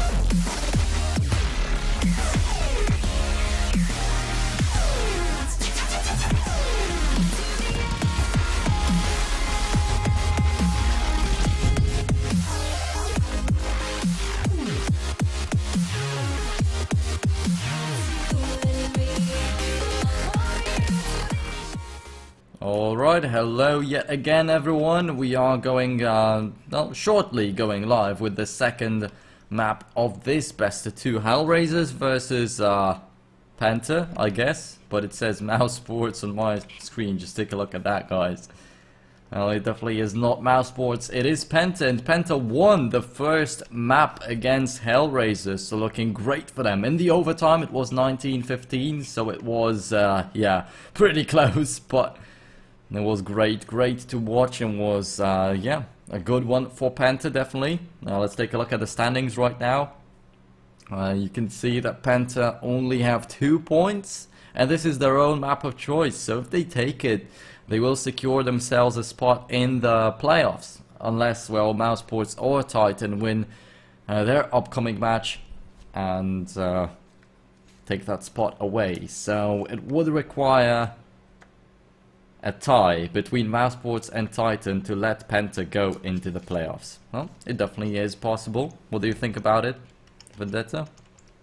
Definitely possible, but, you know, kind of have to start off by getting a win here, I mean, but they put themselves in a really good position to do so, going into their own map pick with a win, or with a 1-0 map lead. It's obviously a very good start. Yeah, obviously a very good start, and yeah, just waiting for the warm-up to go away, as we have Bot John and Bot Brad in the game still. So we are waiting for Penta, aka from now on Mouse Sports, to get into the game. I hope that it gets fixed. I mean, to be fair, there are quite a few ex-Mouse Sports members in the Penta team. Definitely. So, I mean, actually, I think it's pretty much only Crystal who hasn't been in Mouse Sports at some point in their CS career. Yeah, I think so too. It definitely is Crystal, if we are talking about a guy that's been here for the most time. I don't know about Mouse Sports, but, well, there we go. The knife round will be going live in just a second, so let me turn up the in-game volume and let's get into it. Guys, I hope you are ready. Cash, the second map of the best of two, Hellraisers versus Penta. And we are aware that there is a mistake in the scoreboard, but hopefully it gets fixed as soon as possible. So now it was 19-15. Of course, well, statistically, looking at it statistically, Penta now have huge chances of taking this map and getting this 2-0. But of course, they will have to work their way towards it. Still, they win the knife round, which is a great thing, and they pick the CT side. So what do you think about it? How will it go? I'm actually very hopeful on Penta's behalf going into this map. Whenever I've seen them play Cash, they've done it very well. They really play as a team on this map, which is really fun to watch. They're the team that first started using the run boosts on that.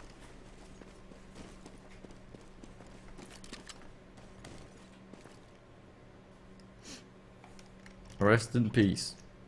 I think we lost Vendetta for a second right there. But yeah, actually we didn't introduce ourselves walking into the second map. My name is Nero Integrate, and alongside with me should be Vendetta. Actually, I don't know if he's having some issues or is it me having some issues, but I cannot really hear a lot from him. Yeah, he dropped out of the TeamSpeak, so we'll be waiting for him to get back. In the meantime, Hellraisers get that site without losing a single man, only lost a little bit of health. And the bomb is already planted, so the time is running out on Penta. Let's see if they will be able to get back to it. Adren with an entry frag. It's looking very bad for Penta. And pistol, a great nade from Mao to deal a lot of damage, and then adds a headshot. Tabson with the only frag for the CTs, and Hellraisers 1-0. What a beautiful pistol round. So yeah, after all, some bigger problems coming out of Vendetta, and I'll let people from CounterPit production crew know that we have a mistake right there in the relay. It's not Mouse Sports, it is Penta playing.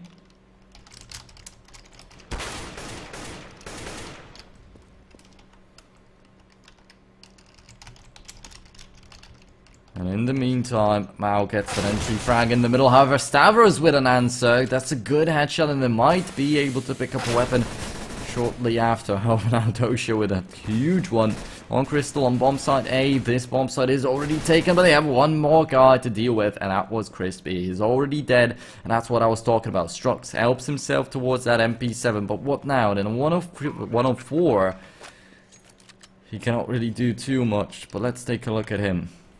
Dosha is walking right towards him. Actually, only had 35 points of health, but still did manage to take that frag. Did not go down. And there we go. 2-0 in favor of Hellraisers. Alright, just got info from Vendetta that his power ran out. And he'll be getting back very shortly, so yeah, I won't be alone here for too long. Actually, an interesting thing, when you are solo casting, it's not so weird to solo cast, but when you are duo casting and your co-caster drops out, it's just so awkward. So silent and alone here. Lonely, I'm sorry. Alright, so there we go.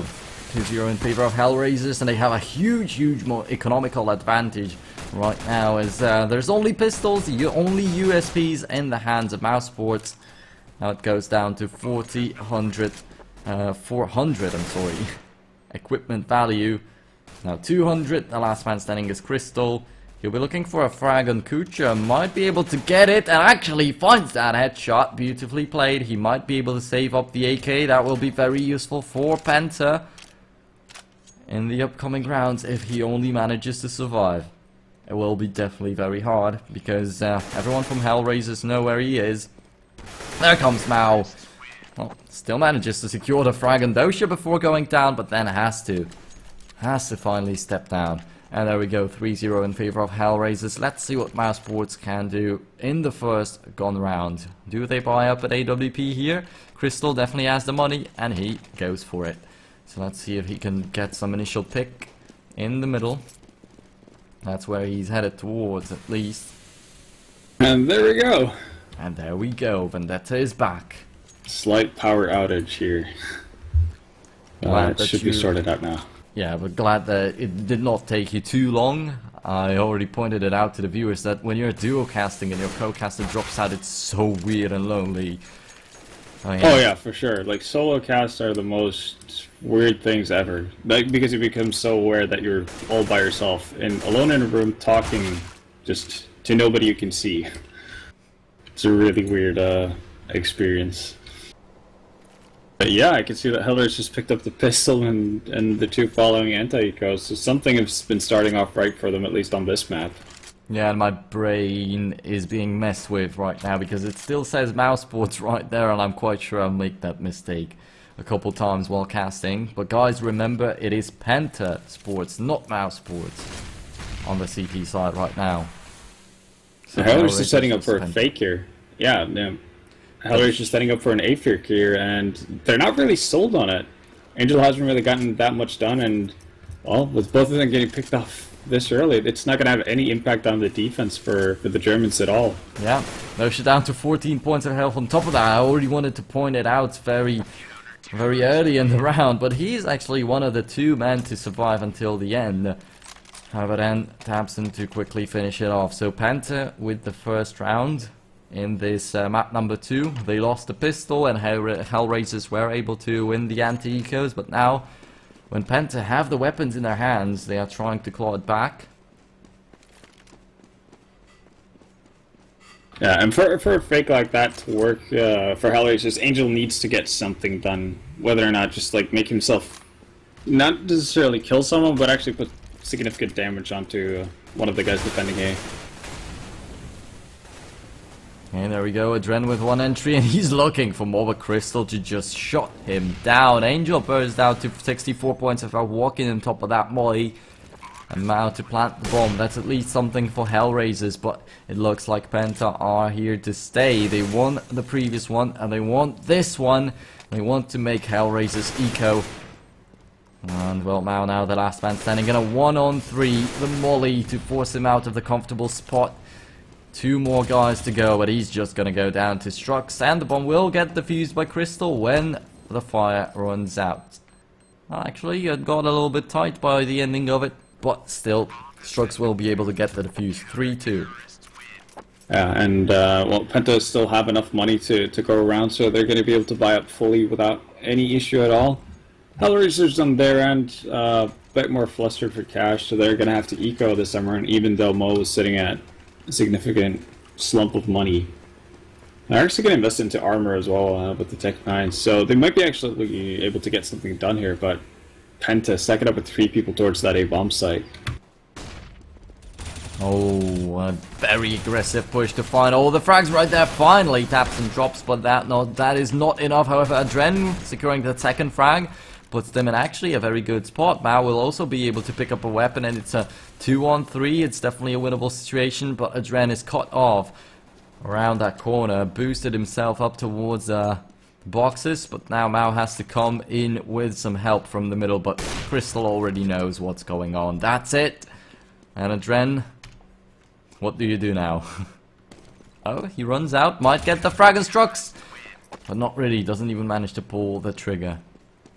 So, I guess the sneak attack that Hellraisers had planned for A with the pop flash just didn't quite work out with Hellraisers, or I mean Penta having their own idea of what they wanted to do with the aggressive push into A main. So, nicely played by Penta, even though they lose a couple of players, still worth it given the investment from Hellraisers. And now this is a big round because this is where Penta can actually create some space between them and Hellraisers. Okay, there we go. Angel might catch Stavros. I don't think he spotted him, but still goes for the frag and manages to take it. That's the 5-on-4, I'm sorry. And Hellraisers, now is the time to once again start picking up rounds. This Penta managed to even the things out. Adren now deep in the checkers. This is pretty cool from Penta though. They've boosted up through, so Tabson is going to spot up the bomb, and all of a sudden whatever happened at A is completely irrelevant. Tabson with 1 frag, Strux with another, and it looked so good for Hellraisers, but Mouseboards with a nice turnaround. In this round, Crispy now to try and fight it out with Kucha. He's actually gonna win it, even though he was not aiming at the right spot. At first, Angel and Dosha, 2 last men standing for Hellraisers. One of them manages to find a frag, but then Strux with a surprise kill. And as you said, they gained control of the bomb, and they will definitely not bring it back. Angel 1v3 right now, and very far away from winning it. Yeah, there's no way he's actually going to get to that bomb and have the time to plan it. And he's actually just going to go down to Strux as well. So that move from Penta mid-round, boosting up on the boost boxes in mid and getting control there, really saved the round for them. Tabson almost went towards A main, which would have been perfectly fine. He would have been able to catch out Angel, and that would alleviate pressure towards A, but finding the bomb obviously way better, and especially with it being dropped in that kind of middle room between the garage area and towards B, just gives them so much control to work with. Oh, Strux boosted up into the vents, does not spot anyone in the boost spot of the T side, because no one just goes there. Everyone goes straight for A main, and that's an interesting push to come out from Hellraisers. Can they get some entries? Can they get the bomb plants? Oh, Mao gets picked off. Tabson actually with a double kill with 1 shot, 2 headshots. And Kucha with only 1 frag. Tabson got picked off from Electric, but that's it. 5-3 in favor of Penta. Yeah, so they finally got that distance that they wanted, and now they're going to have to fight up against Mao with that AWP, which is finally gathered up. But, you know, on this 2, I think Crystal, for the most part, got the better of the, better end of the deal when going up against Mo. So he's going to have to step up if he wants to have an impact for Hellraisers. Yeah, Mo tried to go for an initial play right there, but just walked right into the molly, lost a lot of health, didn't find anyone. And Crystal, there goes with an entry. So here's your point proved. Crystal definitely doing much better than Mao overall on the first map, and now he's trying to do the same thing on Cash. It's a 5-4 in favor of Penta, and Hellraisers, they have to regroup and rethink their plan for this round. Tabson right around the corner, he's gonna get 2 yet again. In the previous round, 2 with 1 shot. This time had to spray a little bit longer, but still got 2 frags and already did his part of the job. Crystal kills Mao right now, and Kucher is the last man standing up against 4. Picks up the AWP, so let's see what he can do with this. He was the top fragger for the team on Dust 2. Can he clutch this round? If Penta plays this as they should, there shouldn't be a possibility for Kucher to actually do anything. Instruction's going to find him from the back. And what's really cool to see is the fact that Penta have so many different CT setups as to what they want to do. That's the first time they bring Crystal over with the off there to peek, but they've a couple of times brought 3 people over towards B initially to have, for instance, Struxy getting boosted up into the vents and hold mid from that area. And sometimes they just leave A completely. Like, they don't even bother about it. They feel so confident in their retakes that they, don't feel it's necessary to actually hold it from the start. And then they have this setup, which we saw versus the Eco. Again, yeah, they push out once against the Eco, and did work out to some extent. It was not perfect because they lost both people. This time both of them survived, and they got 1 entry frag. Angel is down to 15 points of health. Tapsen and Stav, they also lose a lot, but they are still alive, and that's a psychological advantage for Penta, of course. Stavros with yet another frag, and well, the nades are looking for that frag on Stavy, but they're not able to find it just yet. Adren finally to put him out of his misery. It's still a man advantage for Penta. Not anymore though. And Tapsen is down to 19 points of health. It's looking dangerous for Penta all of a sudden, but Crystal to bring it back to work. And yeah, there goes Tapsen, crosses the smoke and surprises Doshi completely. So Penta making it work, and as I said, yeah, even though they got the initial frag onto Hellraisers in A main there, they took an insane amount of damage on 2 players. So that could have very easily gone the wrong way with a couple of nades from Hellraisers, but they make it work, survive with 2 people in the end, and they've created quite a nice cushion for themselves. Yeah, so there we go. 7-3 in favor of Penta. 19-15 on Dust 2. They managed to take the first map, the map of choice for Hellraisers. And now they're doing so well on their own map of choice, Cash. Usually, I think 9-6 on this map. It can still go both ways, but definitely Penta putting up a great show. Oh yeah, now Penta are definitely looking strong right now, especially with Hellraisers being on an eco here. Should bode well for Penta, but ooh, Stavros actually botches all of his shots with that M4 and allows Hellraisers to get onto the bomb site. And Crystal, after getting 1 frag, he just gets immediately flashbanged, so Angel looking for some flanks, but he cannot find anyone in that bomb site B. Everyone already rotates towards A, and Mao will get caught off guard right after planting the bomb. And Kucher also falls to Crispy. Actually, I was expecting Crystal to get that frag. It is Crispy. Anyway, it doesn't matter. The bomb will get defused even if Angel finds 1 or 2 or 3. Well, okay, not 3. 1 or 2 frags. He gets only 1, then Crystal finishes him off.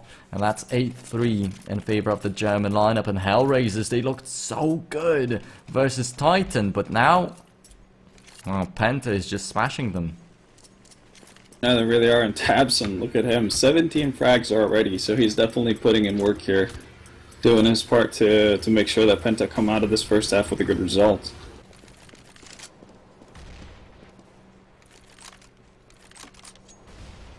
Okay, Dosha to try and peek out from Squeak. Let's see if he can get some frag from that spot. Once again, Hellraiser's going for the bomb site A.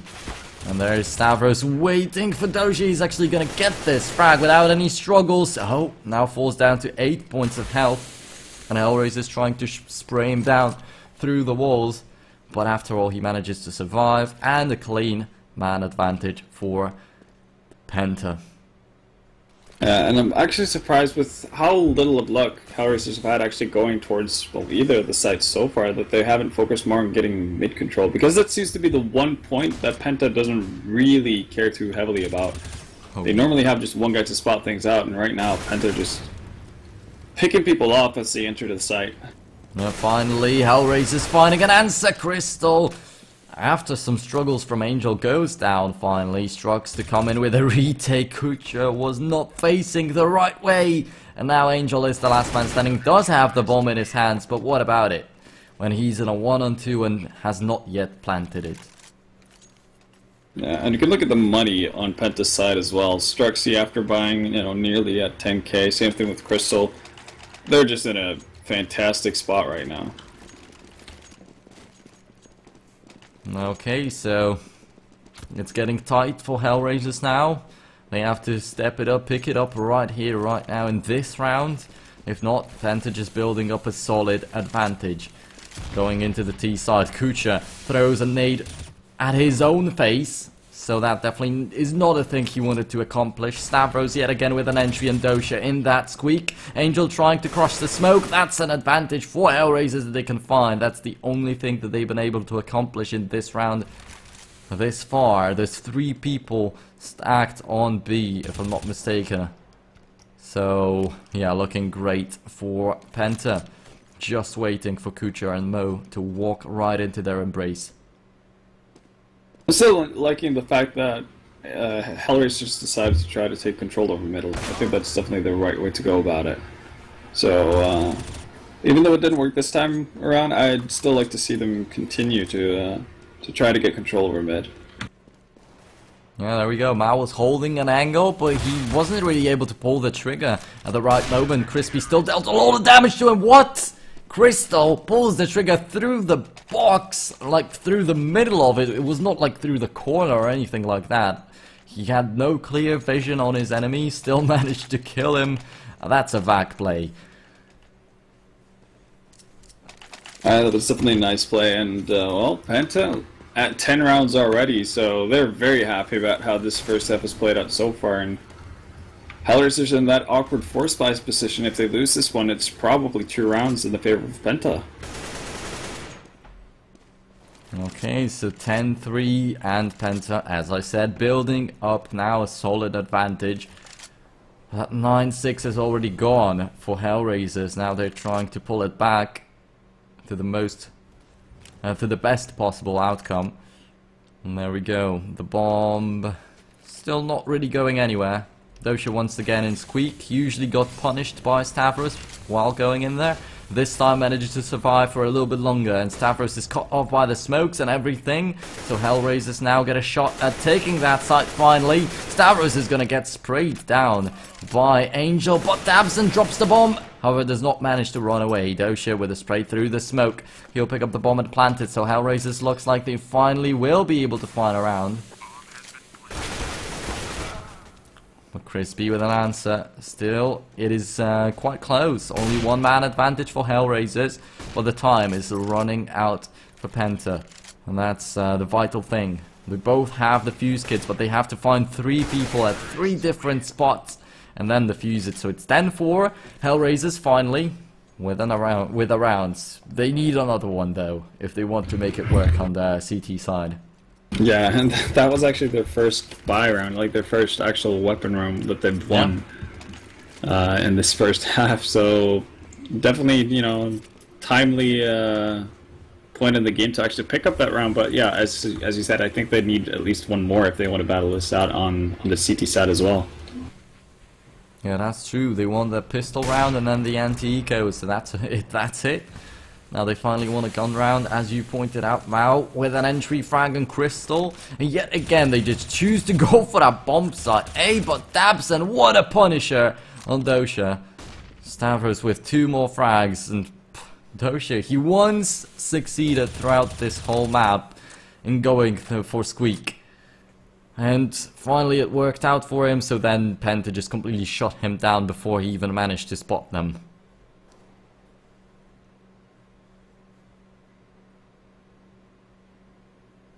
The bombs right now. Again going for main. Yeah, and they're splitting up as well, which I don't really like. They're not giving themselves a really good shot at getting much done, and there Kucher goes down. Yeah, no possibility for a trade, and Adren's left all alone. Easy round for Penta, and really well played, and that, you know, again, highlighting the fact that they really play as a team on this map. You can see it just, even if it's the start of the round or mid-round, you had the aggressive push from Stavros coming through on a pop flash from one of his teammates, picking up 2 frags inside 8 main. And it just makes their job so much easier, and you know, it's resulted in 11 rounds without winning the pistol, and that's very impressive from Penta. Alright, so the pistol is very important. Penta boosting themselves up in the middle, jumping on top of that red box. What a headshot to open it up. Maud is down to 18 points of health, Dosha down to 33, and that's a great opener for that pistol round number 2. And already Penta have taken more mid control than what Hellraisers did in the entire first half. Yeah. And look at how much space they have to work with now. Stavros smartly does not peek too far. He would get into a crossfire and just lose his life. Oh man, that bomb site got taken so quickly. Only one man was inside there. Mao also drops right after, but Dosha with a retake attempt manages to get 1 frag. Adren also helps, and it's down to a 3-on-3, so still not looking so good for Penta, but they got the bomb plant and they have the better positions. Yeah, they have superior afterplant positions, and with only 1 defuse kit on Doja, this is going to be a really tough retake. All nades are used on the CT side, and Crystal just decides to charge through as well. Yeah, deals quite some damage to the enemies. Dosha takes the defuse, but it will not be successful. He will drop to Strux. Strux with a double to close it out. The bomb got planted. They got all the frags, so the most possible money goes the way of Penta. Yeah, and Penta winning the pistol should be able to pick up the 2 next rounds, unless we're going to see some weird force spy in the second round coming out from Hellraisers. But now they're going to opt to do the force spy here. And well, if Penta pick this up, they should be on a pretty good route to getting map point pretty soon. They should be looking at 14-4 here in a matter of minutes. Yeah, definitely. Should be. But the keyword is should. Hellraisers can still bring it back. Nice run boost from Hellraisers. The Kucher's up and up by the boxes there boosted. He could do a lot of damage, but this is something Penta should know about. This is kind of their thing. Yeah, they lose 1 man, and Angel actually with a deagle also finds a headshot. There's a lot of mollies flying out from Penta, but they don't do any damage at all, and Hellraisers looking for that round win. Penta bring it back to a 2-on-2, but now Crystal, the last man standing. He's alone, 1v2, has the bomb in his hands though, but goes for the peek. That's not the right choice, down to 18 points of health, and actually manages to drop Dosha before going down, but still Mao is the guy that wins the round for Hellraisers. So yeah, once again, should is the key word, because it can go either way. What the hell was that shot from Crystal onto Doja? That was incredible. You can tell Doja in chat not really amused by it. Oh man, that was a crazy shot from Crystal, but yeah, it doesn't really hold up, and that boost from Hellraisers onto for Kucher onto the box just creates enough havoc for them. He picks up 1 frag, buys a ton of space and time for the rest of his teammates to contribute as well, and it's pretty much the deciding factor of the round. So really well done.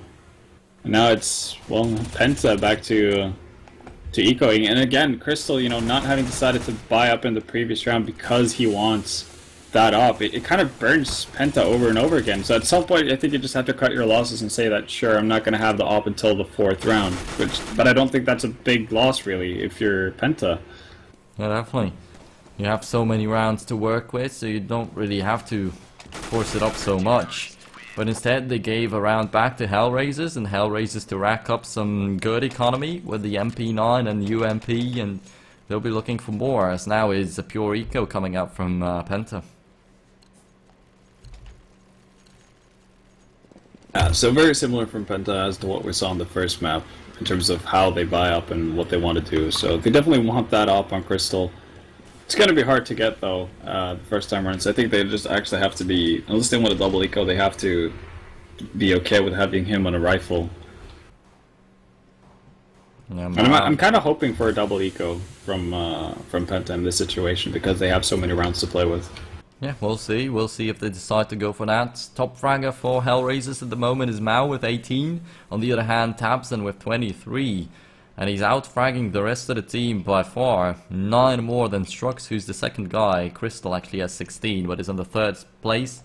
Still, Looking very good statistically for Penta, but Hellraiser's not so far away.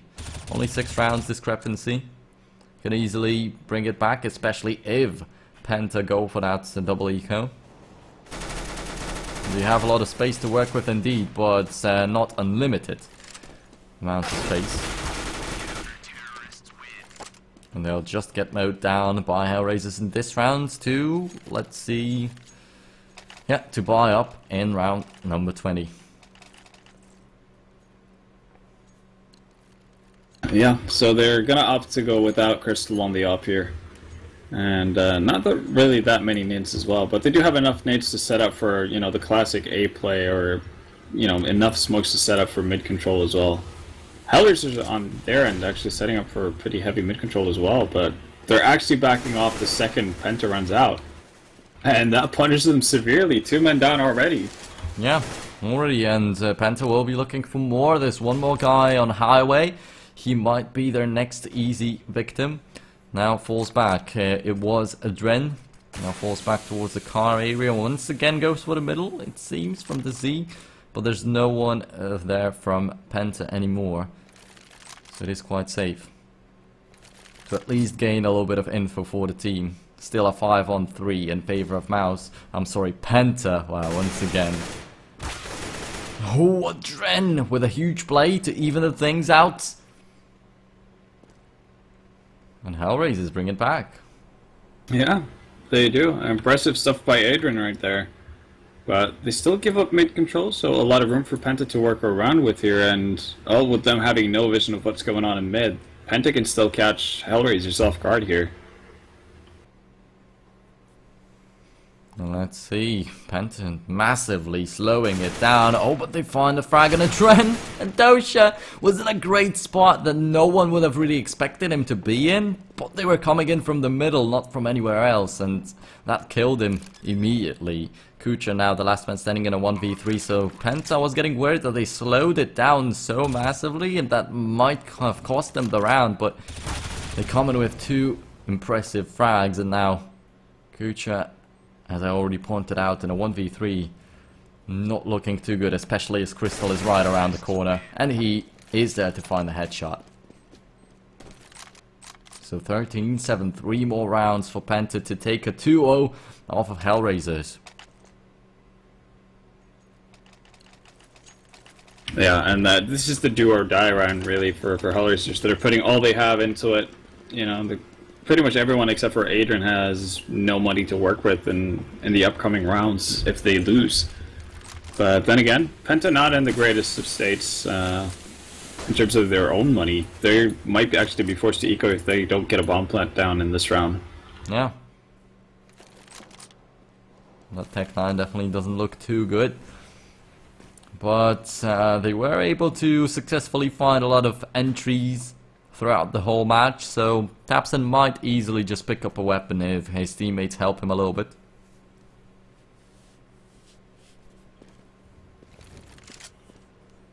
Oh, what a molly. Angel, he either goes down to the flames or actually gets a great flashbang from Dosha, manages to survive with only 9 points of health, but still doesn't give a clear advantage for Penta. Doesn't give them that weapon that they're looking for. They don't, and Angel down to 9 HP makes the defense so much harder. And again, like, Penta is able to get mid control so many times. Mo's gonna shut down Tabson though, peeking out too far and getting caught up by Mo from quad boxes. Dosha goes for a smart play right there. They forced one guy out from there with a molly, so they weren't expecting another one to be in there. And still, Penta get themselves into a one-man advantage, and Kusha falls. Cold-blooded play from Crystal right here. Does not hesitate for a second. Just slows it down, waits for the recoil to go away, and finds the frag. Now Mao once again with the frag. That's 2 going his way in this round, but there's no chance for him to win it. Yeah, and Penta knowing what kind of situation... Well, actually, this is surprising for Struxy and Stavros to see them actually backing off. They should know what kind of a money situation Hellraisers find themselves in, and they should just be gunning for Mao regardless. Because if they can get the op out of his hands, then that's a massive win for them. If they lose to 2 AKs, it doesn't really hurt them all that much because they can still buy up in the next round. They're sitting on, 5.5k both of them. So it's a bit of a weird decision, honestly, but just wanting to play it safe, I guess. That's probably the only reason for doing that, but I think they still would have been way better off by just hunting down low and seeing if they can find that frag. But yeah, now Hellraiser's in that awkward situation where they have to eco because they want to go for the win eventually, so they're aiming for overtime here. Yeah, let's see what Mao will be able to put up with that AWP and the Kevlar he saved up, because that's the only thing that they have at the moment. Angel actually finds the frag on Stavros. Now Kucha pushes through the flames. Oh my. Without a Kevlar, it takes so much health off him. Oh, and Tabson goes for a reload at the wrong moment. Still manages to survive. Kucha jumps up so he misses all the shots and leaves him on 5 points of health. It is a 3-on-2 in favor of Penta, but Hellraiser's definitely making the Germans sweaty here. Tabson still alive. Well, Strux will kill him with that nade. Well, I think he wasn't expecting him to get that frag as he only had 5 points of health. But after all, Tabson managed and Strux with a team kill, but it doesn't matter after all, since he's there to close the round out. 15-7 in favor of Penta. That looked so weird because that nade was thrown up before Strux actually, before Tabson ran in there. So Tabson definitely would have seen that nade coming and then actually just ran into it and died horribly. But in the end, still gets Penta to map points and map and match point. And well, Angel already tagged down to 16 HP. Extremely unlucky for Hellraisers right here, but Dosha with a great spray down. However, there's no one else in that bomb side B to defend it.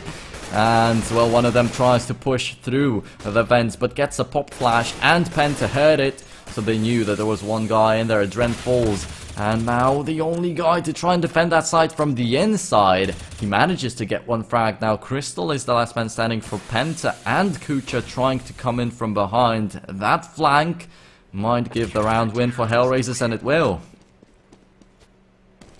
Surprising twist of events there. Penta not expecting Hellraisers to rotate with 2 people through vents there.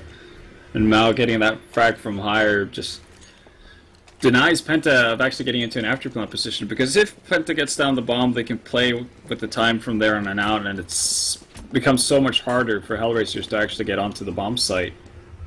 So good job from Hellraisers, and whoops, seems like we skipped a bit forward in time, and now Crisp is all of a sudden dead to Angel. Yeah, that's an entry for Hellraisers, but anyway, they are expecting to win this round, going up against an eco. Only 2 Kevlars in the lineup of Penta Sports, and there we go. Dosha looking for some more frags. Is he gonna cross the smoke? He's gonna dodge the flashbang at least, so it doesn't go down to anyone. Tabson picks up an M4. That might be dangerous. Stavros with a headshot on Mao. Can they really win this round? Not Dosha with a punish. He's gonna look for more. Crystal, can he get something? Yeah, he is standing right around the corner, so he'll not get caught off guard at least. But the molly is there to force him away. 14 points of health left. Kucha, 80.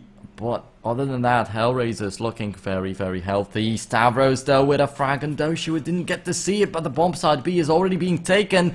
Adren in heaven, but he's waiting for his teammate to join him. Oh, actually he now peeks. That's the worst moment. He didn't peek when they were entering the site, so it seemed like he was waiting for his teammate, but after all he peeked when there was no one to support him. The bomb is already planted. Kucha and a 101. Stavros down to 77 points of health. Kucha down to 53, and he's going for the challenge, but there's Stavros with a backstab. He hits him in the head. That's the round going the way of Penta, and that's the match going the way of Penta. 2-0 actually. Wow, who would have expected that after the best of 2 series versus Titan? Just very impressive play from Penta, and I said I assumed that, or it felt like Cash was a better map for them than Dust 2, so they definitely showed that. I mean, very impressive play. play from the German side. Actually, on both maps, really. I didn't expect them to pick up those two, but just to put up a good fight. But they did so, and on Cash, I think there was never any real doubt whether or not they would beat Hellraisers once they got going, because that CT side was just dominant. Yeah, so today there was supposed to be another match at 5 PM. It was Team Kingwin versus Flipside, so as you can see on your screens right now, this match will be played tomorrow at 6 PM. Then next up will be Titan versus Mouse Sports. And we are sorry for the mistake that was on your screens. Penta was listed as Mouse Sports. We had to change the servers mid-game because Hellraisers were having some problems, so a mistake sneaked in. So I hope you will excuse us for that. And yeah, Penta after all 2-0 up against Hellraisers. And in the standings, I don't know if it's updated yet. Yes, it is. So as you can see, Penta tied up with Hellraisers for that 3rd place spot. Now Mouse Sports versus Titan, that will decide a lot. If those teams tie up, Penta and Hellraisers walk into the playoffs. If one of the two teams, Mouse Sports or Titan, win the best of 2, with a 2-0 scoreline in a 2-0 fashion, well, Penta or Hellraisers will have to fall out. And I think it will be Hellraisers, because after all, Penta won against Hellraisers today. So, yeah, that will be about it from us. I hope you enjoyed the match. I hope you enjoyed the commentary provided by me, Nero, Integrate, and Vendetta. And I hope that you will tune in to CounterPit tomorrow at 6 PM, guys. Now, have a good night. I think there's some more matches going on at the moment, so we can tune into them now. And thanks a lot for sticking with us. You can check us out on Facebook. It's /CounterPit. And for me, for the casters, and it is facebook.com/NeroIntegrate. And on Twitter, once again, at CounterPit, at Vendetta CSGO, and at NeroIntegrate. I'll send the links in the chat so you don't get lost. Once again, thanks a lot for watching. Have a good evening.